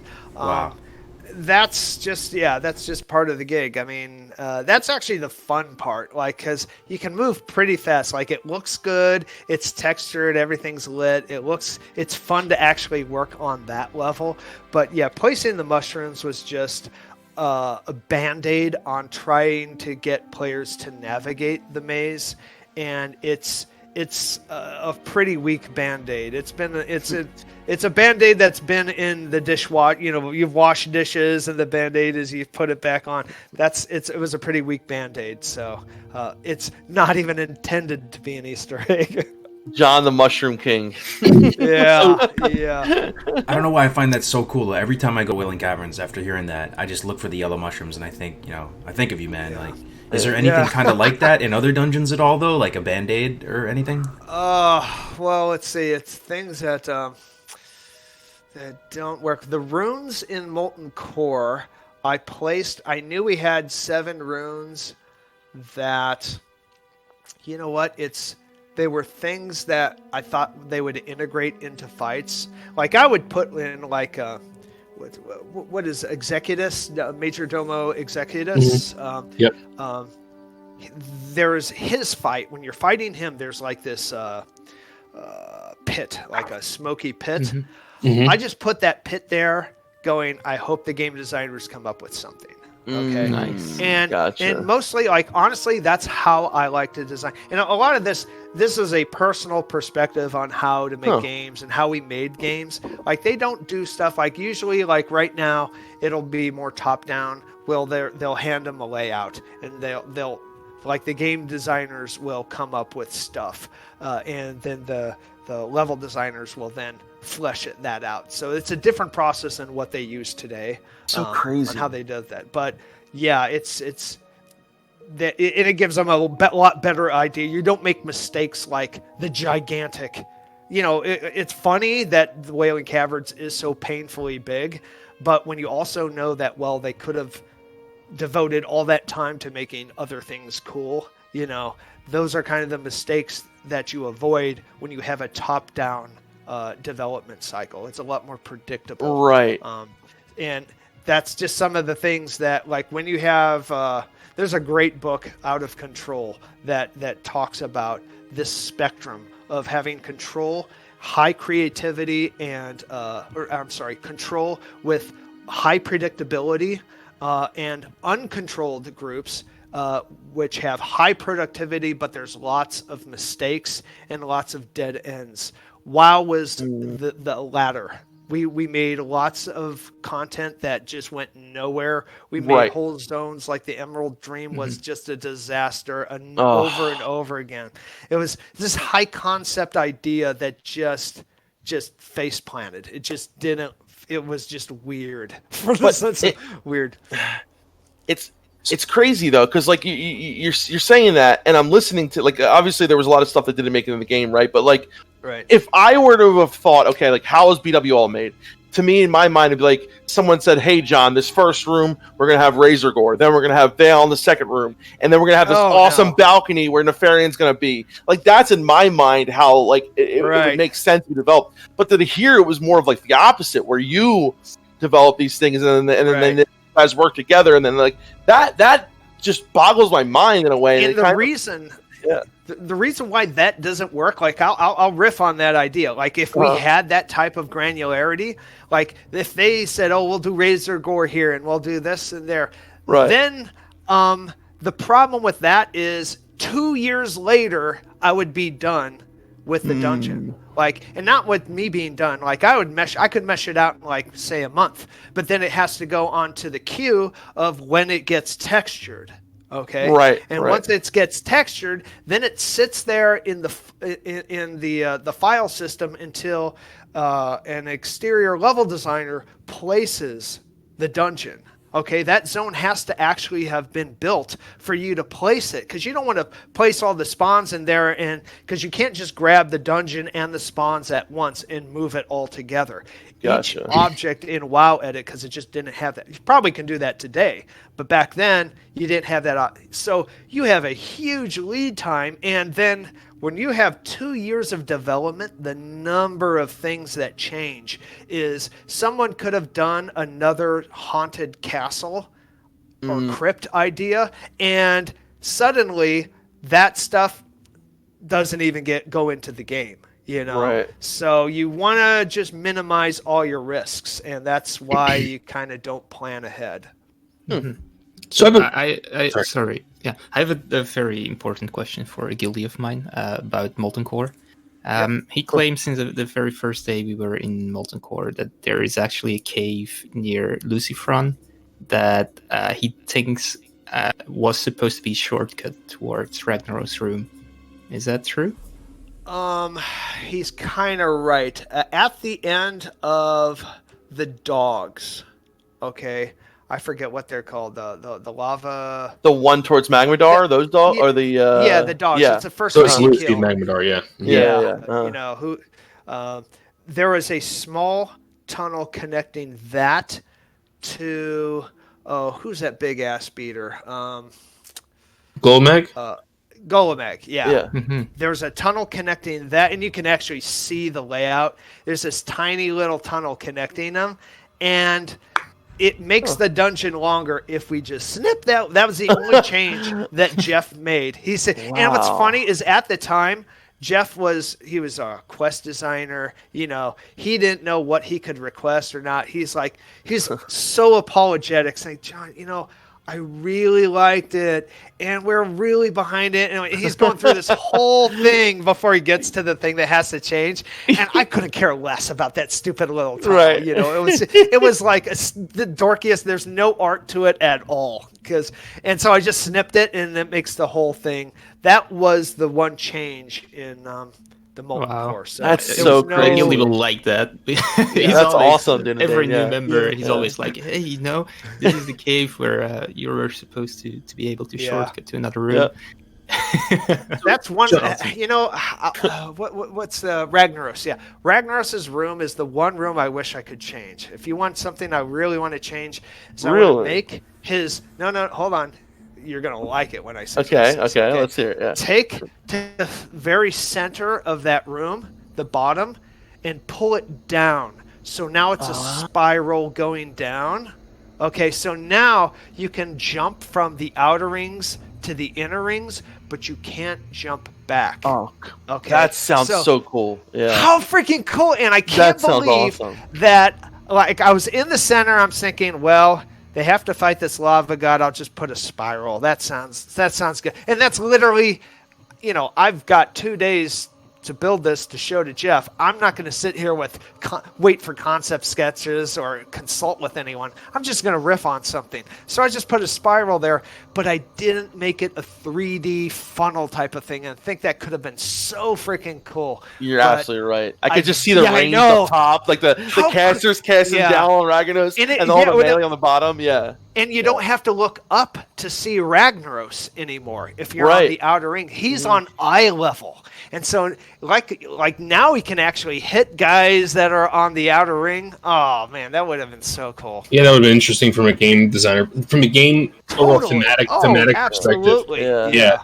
I wonder if they just wanted them to be more imposing. I wonder, do you think that's why they decided, or was this not proposed? Oh, I just didn't have the idea. I'd never seen what a raid looked like at all. Got it. I didn't see an EQ raid. I'd never seen, like, the idea when we had the first dragon. Adam Byrne, one of our animators, did the dragon. It took him like 3 weeks to do the dragon animations. I love the dragon. To build it. Yeah. Adam Byrne is an incredible artist, and he did this and we placed it in game. It was the first time in the game where we had a giant-sized creature, and all the artists are going, we can have that? Is that something that's even possible? And it was just such a revelation that, oh, here's the scale of, yes, we can have creatures that are larger than like an ogre. We've never seen anything like that. And so I just didn't know anything. I just put a spiral because it was in the center of a round dungeon. That's really the thought that was put into it. No thought to game design. Wow. Was there any other dungeon designers? Like, I almost feel like by the way you're explaining things that they gave each level designer, such as yourself, sort of their own dungeon, and it was like one person doing it. Was that the case? So you had, like, were you competing with the other guys too, trying to make better dungeons than them? You know what? I was competing to do all the dungeons. I was jealous whenever somebody got another dungeon. I wanted to do that dungeon also, and I'm like, oh man, I could do that. The one thing I really wanted to do is a castle, and Shadowfang was the only castle in the game, and we had to bend the producers' arms behind their back to trust us to figure out how to get the players out on the parapets. Cause, so good. Yeah, we said, look, we could just copy a zone. And we paste it, and it'll be like and they're like, but that's weird. They're not going to see players running around along. Like, no one's going to care about that. It's going to be so freaking cool to be on the edge. But after the months of debate on that, whether or not we could pull that off, yes, then we went forward. But I wanted to do a castle so bad. The only thing I didn't want to build was Undercity. Undercity, that's where Jose and Dana built the Undercity, and they had a vision that I could not have done. Like, I had that whole, I don't know what you call that. It's almost like it's a small world after all type of they made undead fun. Like, they made it really fun and I just didn't have that vision. It would have been just this dingy, ugly little crypt. Metzen kind of got upset actually about that direction. That was one point where he actually kind of blew up. I go over this in my book where he had to apologize. Like, look, I was kind of a dick back there. I have to realize you guys have your vision and it's a lot better than mine. But because they just departed and they followed their vision. It turned out better. Wow. So, I have a question. It's more thematic and overarching than just dungeons, but it was in the book, and I just wanted to kind of cover this. I think it would be really interesting to talk about. I think I know the answer, but I want to hear from you. Sure. So, you have a picture of Valgard, which was I guess like an old city or town that was going to be in the game, right? In the book. Oh yeah, Valgard. Yeah. Yeah, and like the original art direction from what it looked like was much more realistic and proportional. Right. Why did they deviate from that? Why did they be more cartoony, more unrealistic art design? Right. The reason why is because it was the art for Warcraft 3 wasn't wonky yet. Warcraft 3 that was such an old photo that. The meme of Warcraft 3, the stocky characters, the way everything is fat, and and that is just a throwback to the pixelated, 32 or 16 by 16, 32 by 32 bit pictures of that's the art you have to convey an ogre or a orc, and you have to exaggerate their arms to even have that stuff to read at all on 2D those 480 those the small, like the sprites or whatever they're called, or the smaller sprites, but no, we didn't. That was just because it was tied closely together, the Warcraft 3 product. They were basically made at the same time.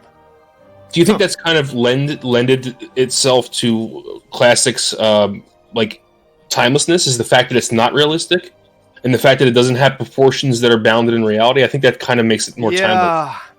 Yeah, it's honestly WoW was really on the edge of it was on the edge of creating an environment that's a lot more believable. If you look at the first-person shooters, they had to constantly hide geometry. That was the one driving principle. Quake was only showing 200 polygons at the same. That's the dungeon. The EverQuest dungeons were maybe 300 polygons in total for the entire dungeon. We had and so we had the luxury of having video cards. We had the Voodoo 1, the Voodoo 2, the Rage just came out, and there were such huge leaps in geometry that we could think. We had the luxury of putting more art into 3D. Like, when I came to the team, I didn't even think that it was possible to render, because we hadn't seen buildings that were skewed or anything. Like, just no one had ever done it before, and until you actually get into the editor and say, well, this is what it looks like. Okay, now let's put it into the game. Oh, this is what it feels like in the game. We were worried that the dungeons, like the buildings, were going to be too big because the camera falls behind the players. We had these houses. When you look at the player next to a farmhouse, the farmhouse is like it's the size of a courthouse. I mean, it's gigantic next to a player, and we thought that would look weird. And until we actually got used to looking at it in game, we didn't even know if we would be going into houses. Like, that's how bad we thought it was going to look. And so the luxury of being able to put proportions out of whack was just something that, frankly, some of the artists, Brandon Idol, he basically designed the tile sets for Warcraft 3. He designed all the monsters for World of Warcraft. He designed the character. He and Roman tag teamed a lot on the characters, and he also did a lot of the tile sets. He just had sometimes you get an artist who is just way much further than all the other artists, has a lot more vision, and you can just point to it, and then now all the other artists go, okay, yeah, we can do that, because there's so many different ways you can go until somebody actually nails something. And usually when they do, it's not political. It's usually obvious to even the non-artists on the team, which is the nicer look, the cooler look. So that's kind of how it's done. It's you learn that, oh yeah, we can make things, we can add style.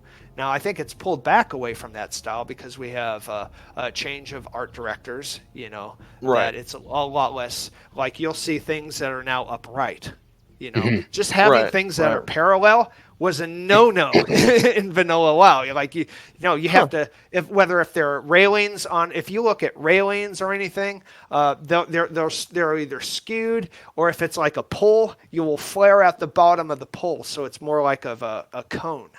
So that's just, you skew everything, and sometimes you just forget the skew stuff and things go in, more realistically.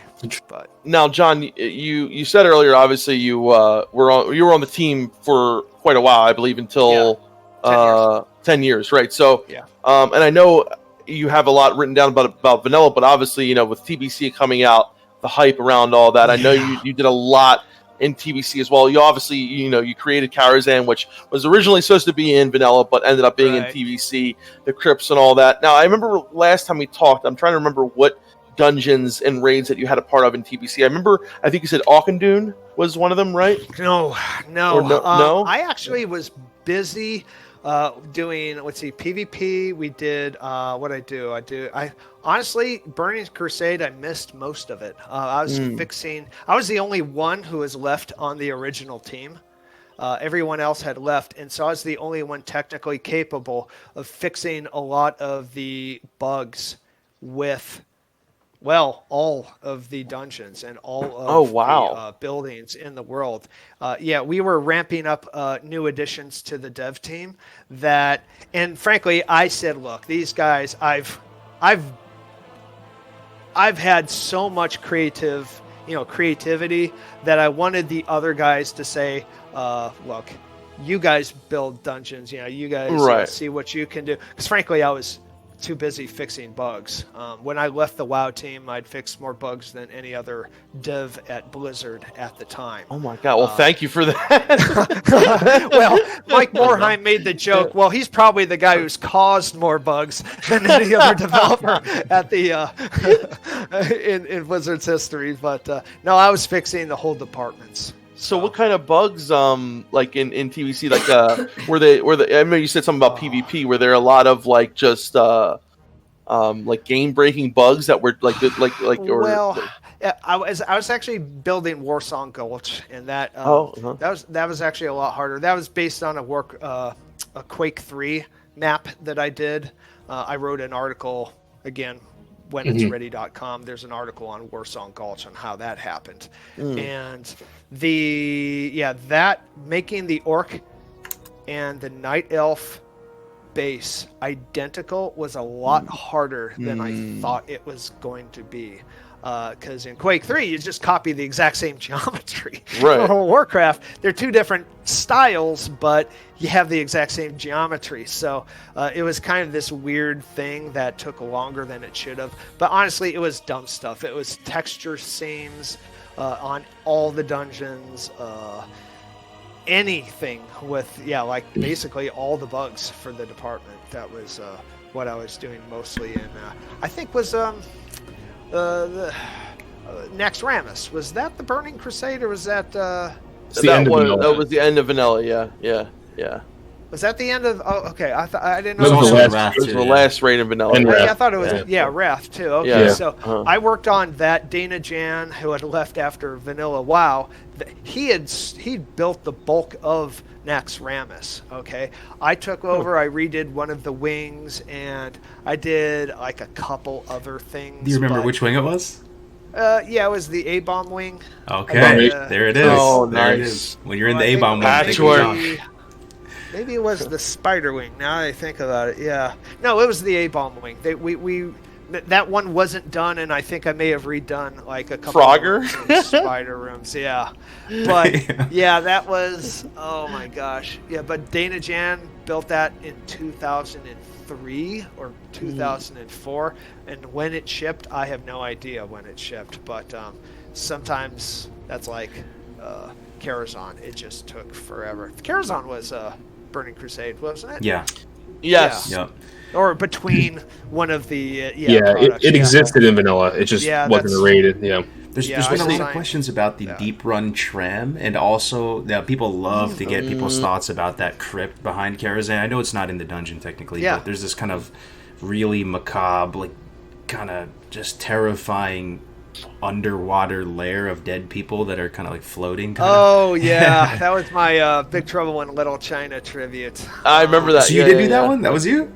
Yeah, that was me. Oh, and I kind of there's a good story about that. I kind of got in trouble because what I did. Okay, so basically in the editor you can name stuff. Okay, and if you want to name the room, John's Retreat, you can do that. All right, but then it shows up in game, and then the game designers go, well, we don't want this called to be John's Retreat. Let's call this the Rookery, the Dragon Rookery. And they'll come up with their own name. Because that never actually got worked on, they saw all those names in the localization. So anything that gets English applied to it gets outputted in a text file. And this is kind of back... how you localize something into Chinese or Japanese or any other language is it just shows up in a text file. And I remember the localization people were sitting right outside my door, and they were asking Chris Metzen, what is this about the upside down hell for sinners? And, Metzen is the watchdog for all things that get approved, okay? And I'm going, uh-oh. And because I see the look on Metzen's face, he's going, I have no idea who put that in there, but that that should not go in there. And, like, now it's like I'm going, I'm not saying anything. Because I knew it was areas that's outside of play. That's why it actually got missed. That's why it fell through the cracks. But it was caught by the localization team. So, yeah, he stomped off to, like, not yell at somebody, but, give him his... this is not approved. I don't want this, changed. And I'm thinking, okay, it's a good time for me to go to lunch right about now. I never told him about it, too. Like, are you to this day, he doesn't know. I let him go. That is awesome. I love that, John. That's amazing. Yeah, we just made some dungeons around. And those were, again, we had more content than we knew what. There were whole zones, like the Swamp of Sorrows, that just got... Other than that's the one, or is it? What's the marsh outside of Onyxia? Dustswallow. Dustswallow. Yeah, where there is just no there's few quests. Very few. It's just the same 2 monsters in the entire zone, and it's because we know that people are leveling elsewhere, and there's no items to give people that'll be meaningful that aren't better elsewhere. So. There are just so many areas where we realize that, and that's kind of funny. Rob Porteau, he sped up the leveling curve at the very last 6 months of the project. He's like, guys, let's make this a little bit more accessible to people. And to his credit, he had his finger on the pulse of the casual player. Yeah. And he did that, but the problem is that now we have tons of content that there's no reason to go to because you're going to hit 60, and there's only that trinket's only going to be so good that you can't just keep making it better and better, because what happens when you hit 61? Is it going to be better than that tier 9 thing that you get on level 60? So we had that problem to deal with it as well. So that's kind of why all those micro dungeons outside of, and they were unfinished, definitely unfinished areas, and just a mistake that they were ever added into game in the first place. Melderon, you told me, was there another question? The deep run tram. I was just wondering if you the deep run tram. Or if you remember who made it, maybe. Oh yeah, that was Aaron and Aaron and I were office mates, and they just wanted some connection between Ironforge and Stormwind, because it turns out people did not like flying there over and over and over and over again. And so we were thinking, well, the deep run tram is a quick way to, a band-aid for this pain point. But I don't think I ever used the tram. It was just proved to be too hard to get to. I don't actually know where it goes in. Was it Stormwind? It's in Stormwind, the old town kind of. Yeah, and then it connects. I honestly don't even remember. I don't think I've ever been down there, but I remember Aaron faking an underwater section just because. Hey. We can do this. Why not? There's no underwater between Stormwind and Ironforge, but let's just add it anyway because it's fun. And that's basically an elevator. That's a horizontal elevator. So it's kind of like, I think it had to be different from the vehicles. Because I don't know, maybe it was a vehicle. At one point, it was an elevator, and we knew we could only go in one direction. We could go up and down, but we actually could only do it. We couldn't do it on a spline because we didn't have splines at the time, and we didn't know how granular or accurate that spline would be. So that's actually why we didn't want the tram to be clipping into the sides of the tunnel as we're trying to get that along a curve. So that's why it was a straight shot. But yeah, it's just, that's an easy thing to do, a whole bunch of copying and pasting. I used to love telling people about WoW, saying they had a subway system. I think the Deep Run Tram did a lot for the game, just giving that public transit vibe was so huge. But the bigger question I was going to ask you is, if you had to point your finger at one person, do you have an opinion on who had the biggest impact on Vanilla WoW? Like, I know Metzen gets brought up a lot, and a lot of us love him as well. Or you really think it was truly just 100% collaborative effort? Is anyone that really stuck out in your mind who just carried the torch immensely. I was pretty connected to a lot of the team.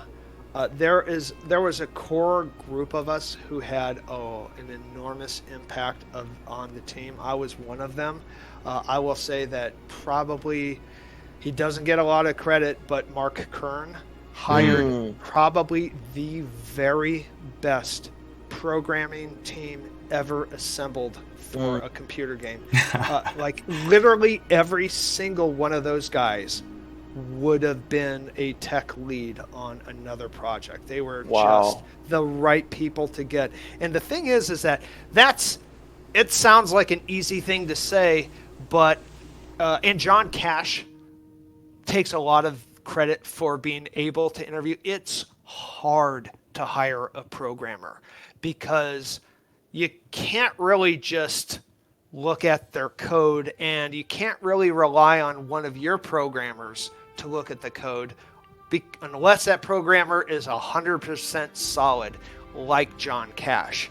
Like, you can give them tests and find out whether or not they're, smart, are they good with math, but unless you have a really good, capable, and Mark also programs, but he's not obviously at that level. But you just have to know how long things take. Like, you have an idea of how long pathing takes and stuff like that. But he just assembled such a difficult, incredibly technical. Like, finding someone who did to do a server stuff, like Joe Rumsey was probably another one, was crucial. Scott Harton, probably for the engine. He built the engine that was way better than all the other engines at the time to run, especially on low-end systems. And Rumsey, you needed to have the right art directors. There's a lot of people. I mean, it would be like 12 people that you needed to be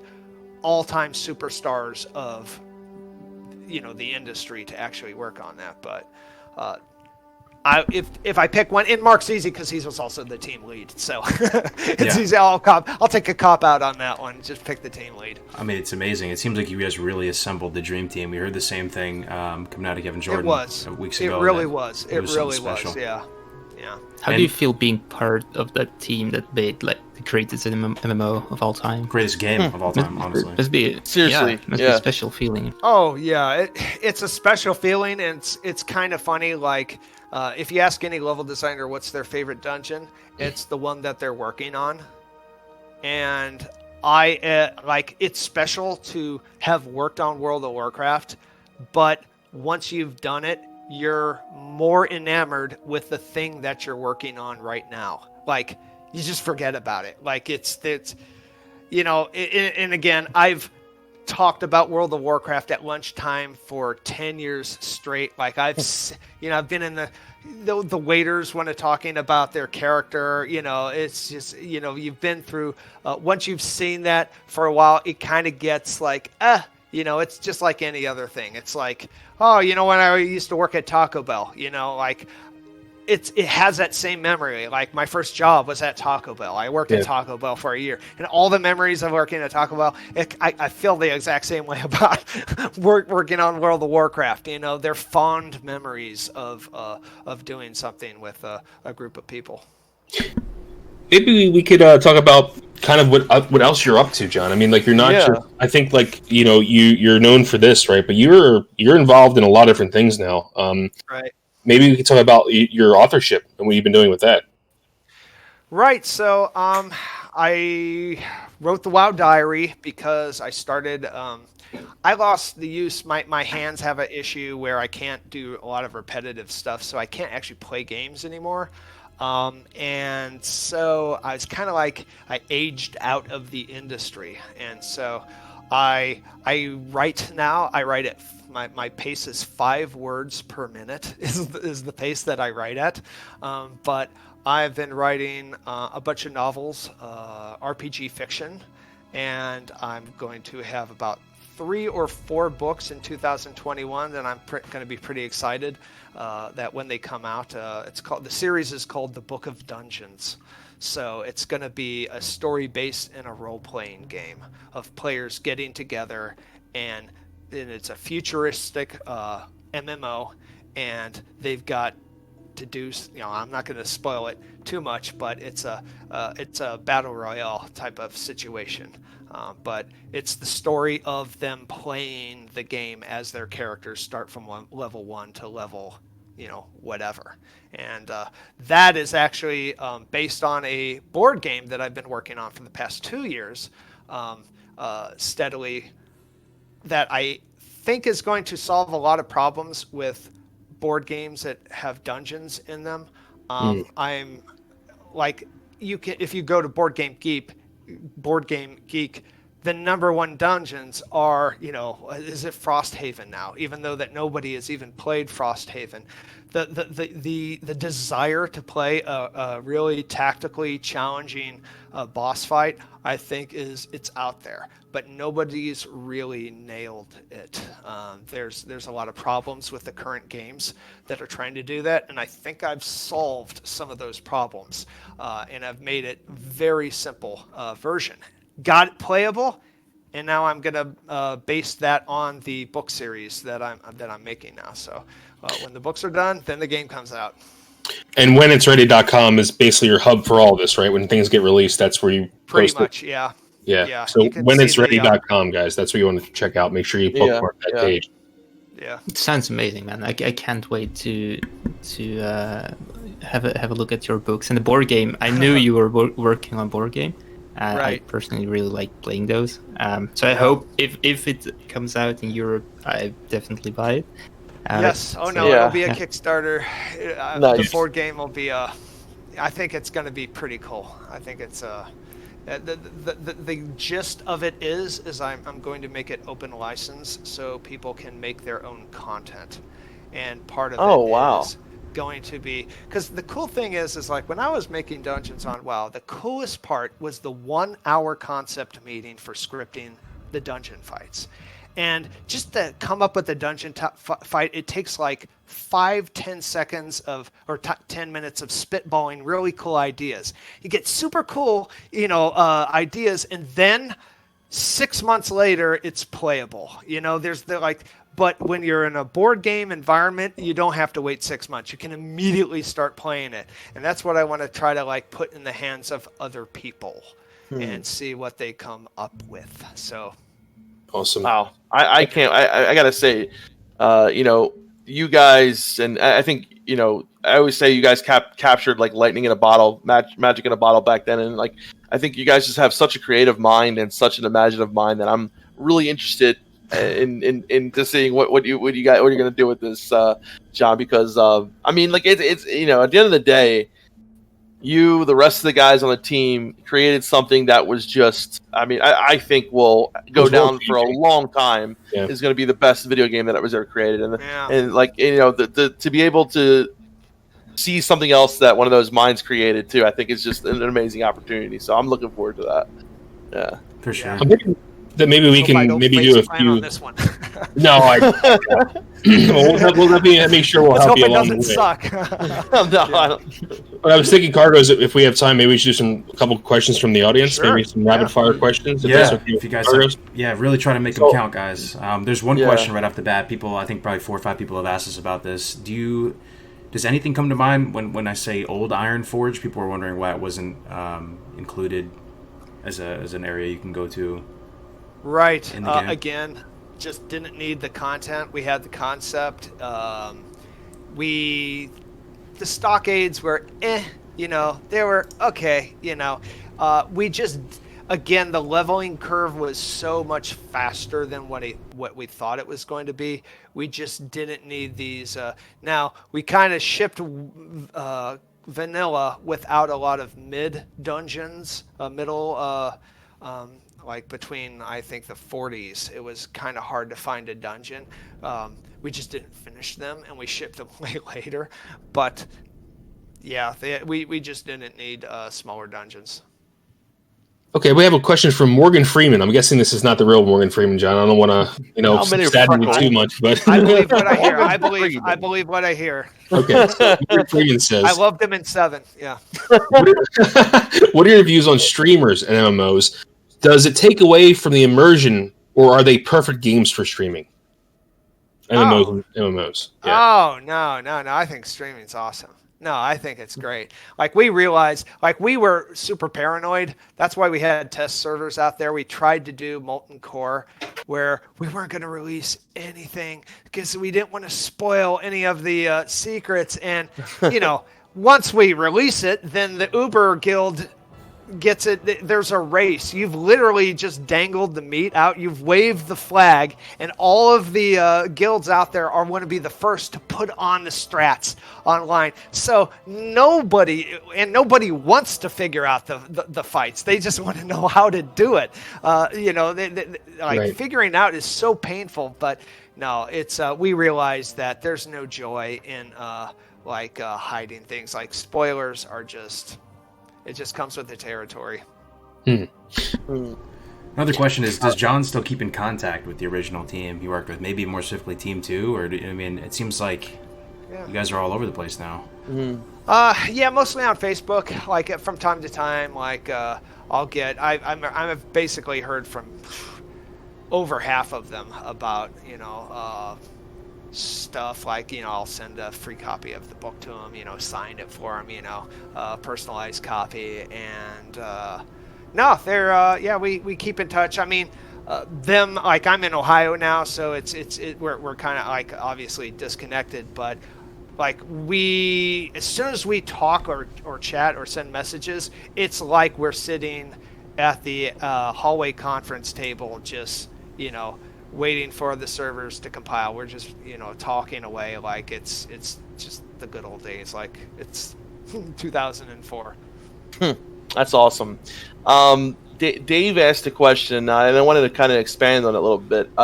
So what are your thoughts on the expanded areas of RFC and in Siege of Orgrimmar? So also on that, in Cataclysm, when they revamped a lot of these zones, what were your thoughts on that and as well?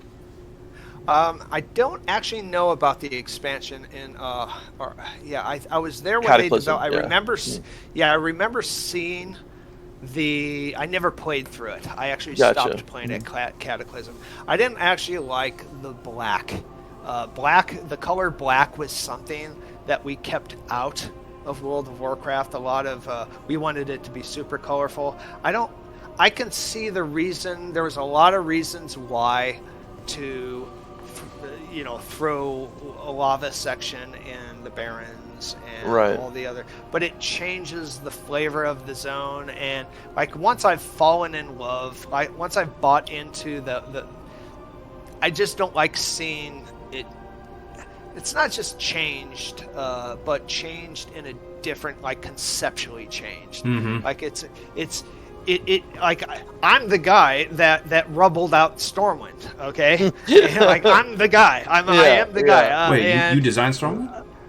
No. Like, I made it flyable and I rubbled it out, and I did the back, kind of like the redo of Stormwind. Oh, the hardware and all that, right? Yeah. Yeah. Oh, okay. But also, Deathwing rubbled out, like, one of the sections. Yeah. Like, we had some really unpopular sections in Stormwind, and those were the ones that got nuked. What do you know?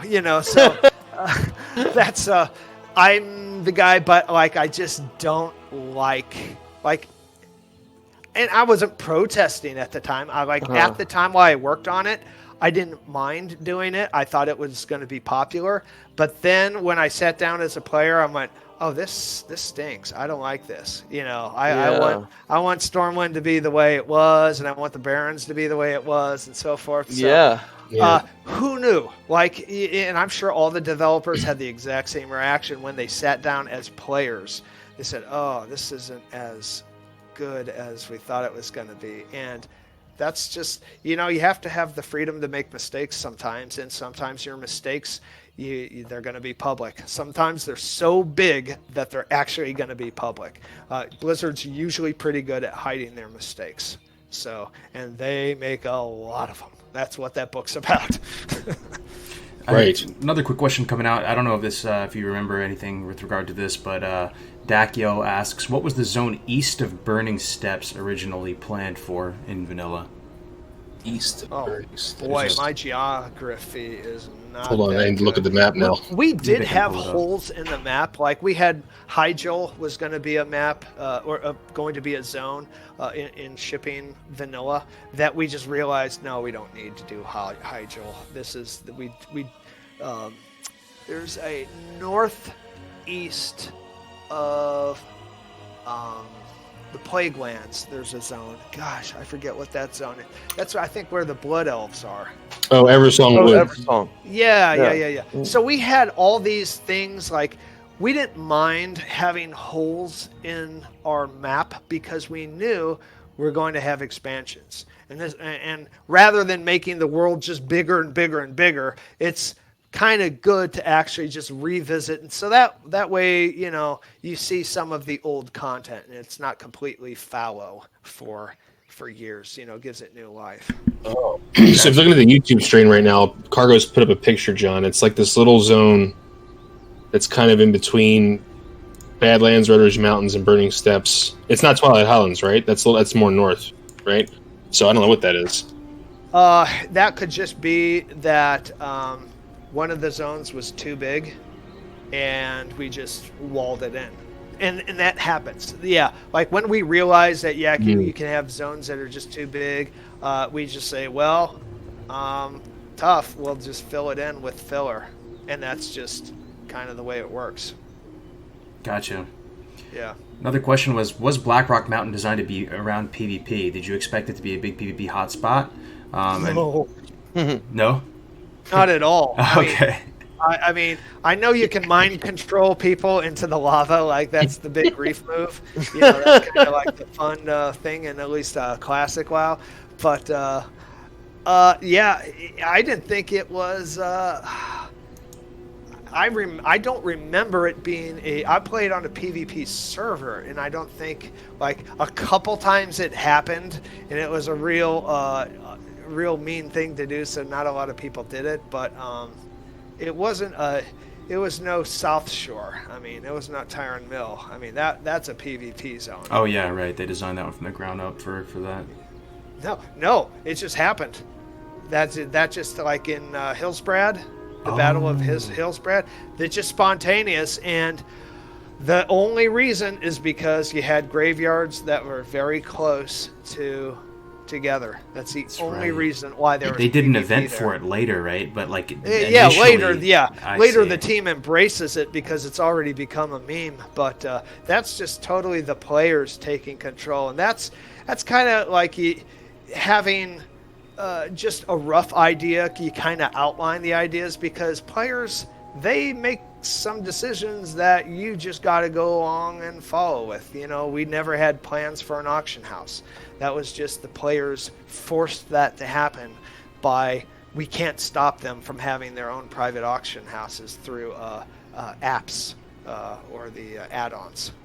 So another question is, why do you think all the old guard left Blizzard? Was it just a time, people once they advance their careers eventually get sick of WoW and move on, or was there some kind of cataclysmic event that triggered it, or what's your take on that? Yeah, it's probably more the former. Just people got sick of making an MMO is just not fun. Like it's just not fun at all, and you just want to do something else. And again, like the artists especially, they're not into MMOs. Like, can you imagine working on art for 4 years and not seeing it in game just because that's not the game for you? Like, I don't want to spend 40 hours of my week every week to play this game so that I can see the art that I'm making, like if I'm making armor sets or whatever. So it's like you really got to want it to be on an MMO. And there was really not many MMOs like that. Before WoW, it was not the popular genre. It was like first-person shooters and jumpers, and console games were more popular. Still are popular, and there was a point where, like, this was in the news. There were layoffs that were not popular. Blizzard has a periodic round of layoffs where they take 10% of the team and cut him loose. Oh wow! And that wasn't. But they've done that. They've done that several times in the past, and they're doing that because of Blizzard North had gone all the way through. Well, before they were dissolved, they had never had a single firing at Blizzard North. Not a single Wow. one. Wow. And that's any game, any company that goes from mom and pop to a family of 75 people, they're going to have people who are managers that they want to be friends with everybody. Sometimes it's a healthy thing to have firings and layoffs. Unfortunately, Blizzard is so, and actually all companies do this. They have regular layoffs, but the problem with Blizzard doing is that they're so particular with hiring. They're so careful with hiring. You're actually not always cutting deadwood. You're actually getting rid of people who are really, really good, and it's not popular with a lot of the teams. So it's kind of like the old the Roman decimation. Is the least popular punishment. Is losing a tenth of your legion. Makes sense. So that's kind of how it's. I don't know if it's the same mentality, but it has the same effect. It made a lot of people unhappy, and mostly that's a lot of people say, "Oh yeah, that makes sense." But honestly, it's working on an MMO for that long is really tiring. Yeah, I imagine. It's really tiring when you want to do something else. All right, you guys have any? Want to do one more question? Defcamp, Dunedain, Melderon? Pick one from the chat. Let's see. Oh, actually, I might have one myself. Okay. Okay. Couple small questions. First of all, do you have any contact with the current WoW team, like Ian Hazacostas or any one of those guys? No, I've no contact with any of the new guard. No. I am, and it's purposeful because like Blizzard people, like once they see when there's a social gathering, the Blizzard people have to be careful to not have non-Blizzard people there, because when you start blabbing out like, oh, we canceled this project, and you're like, what project was that? when you're not part of the Blizzard family, you want people to be relaxed. So it's in, any high top secret organization, works the same way. It's if you let your guard down, then you end up causing a lot of pain for the people that work for you. So they kind of tend to stick together. Now you say that about the secret project. Do you know anything about Project Titan, and did you work on that maybe? I did work on Titan. I worked on it for 1 year. I didn't think it was going to, like when they introduced it, I remember years before I joined, I said, this thing's never going to happen. There's no way, it's too ambitious. And I don't want to get into the specifics of it because that's a story I think that Blizzard should tell. I think a company should be able to hide their mistakes as well as they can. And it's less pain for their employees for me to be blabbing about the ridiculous things that I thought weren't going to work. I think it's not really my place to do that. I think that's still something they own. That they I don't want to own it. They can own it. But I was with the project for the year. I actually got fired from it because it was I was unhappy and I wasn't going the way the rest of the team was going. And it was a weight off of my shoulders. I mean, it was a gilded cage, basically. I didn't want to be working there, but it's Blizzard. Where do you go after Blizzard? So I hung around longer than I should have, and they gave me the heave-ho at the right time. So. Okay, probably last question. And I obviously having the problem with your hands, it's probably not possible. But let's say you didn't have that problem, and Blizzard ask you to come back and work on like the new big MMO project they want to make. Is that something you would like to never? Also, never. Not with like the same team, same people, old crew. It's the job. It's not the people. I mean, it could be new people. I'd work with new people. It's the work is it's too hard. And like I vowed, like every single person on the original dev team, we each vowed that we would never work on an MMO ever again. Wow. It was That that is hard. so Oh no, crazy. this was before WoW even shipped. And the only reason why Titan started is that Rob Pardo, he was in the wrong place at the wrong time. He was the real EverQuest. Like, he had a vision of making the Warcraft, but he was the team lead on Warcraft 3, and that project was bogged down. So this other upstart dev team just out of the blue comes up and they take that thing. So Titan was going to be Rob's MMO, okay?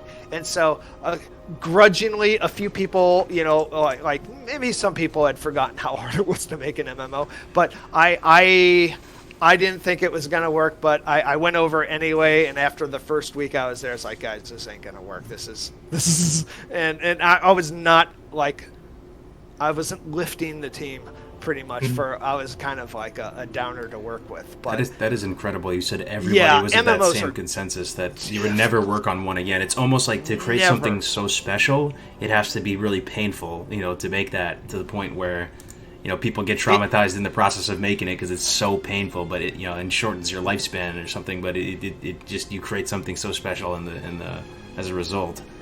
I mean, I would have to be at the point where I want to rip somebody off to knowing that their game isn't going to ship, being that irresponsible. I really do believe that it's so hard to make an MMO. It's like, to make a game that you can just play for days and days and days, it's too much. It's just too much.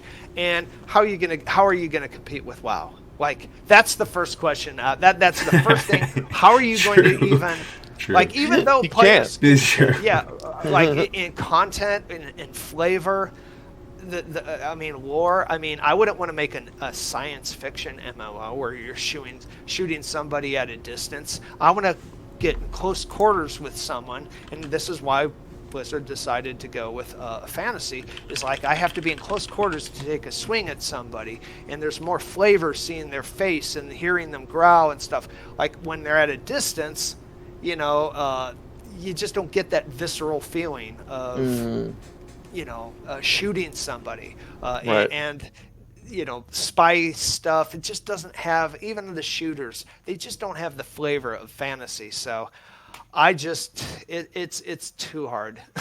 Sorry, it's too hard. No, I mean, you guys it's put good to a hear. lot of work, and it's just amazing. So, I mean, you very I just much. want to thank you, good to hear it, John, yeah. for everything that you did. Man. On behalf of Yeah, everybody yeah. who worked on it, definitely. Yeah.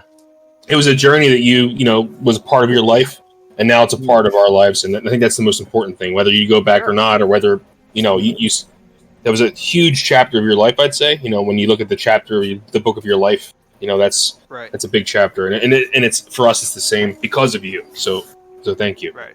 Yeah. Oh, thank you. I mean, Yeah. yeah, I mean, it was an opportunity to me, honestly. I mean, I got lucky. It was the first job I had in the gaming industry. It's not something that I was just, the only thing I was smart enough to know that, this is an opportunity to actually, you just jam out some really cool stuff. I'll take credit for that, but everything else is just, there's 80 people who made that game. So, Right. Sure. Yeah. Yeah. Yeah. What'd you have to say, Def? Oh, I want to let John put out his. Let's Plug John's also. We already talked about John, but please, give a full breadth of where we can find your stuff. Yes, everything. Oh, please, yeah. So if you want to check out any of these articles before you buy my book, because you're going to buy my book after you read these articles. You have to. Just check out whenitsready.com. There's a bar. Just click on it. Again, there's no ads. You don't have to sign up for anything. Just check out the articles. There's some really cool stuff on post-vanilla development. And if you want to buy the book, it's on Amazon in Kindle and the WoW Diary. You can order it there too, but Amazon's usually easier for everybody. And to be honest, I haven't read a book in a while, and I actually bought this and downloaded it this morning. It's so good, guys. I would never leave you astray, people. Yeah. You need to buy this right after this. You'll read the book. You'll read a book for the first time in years.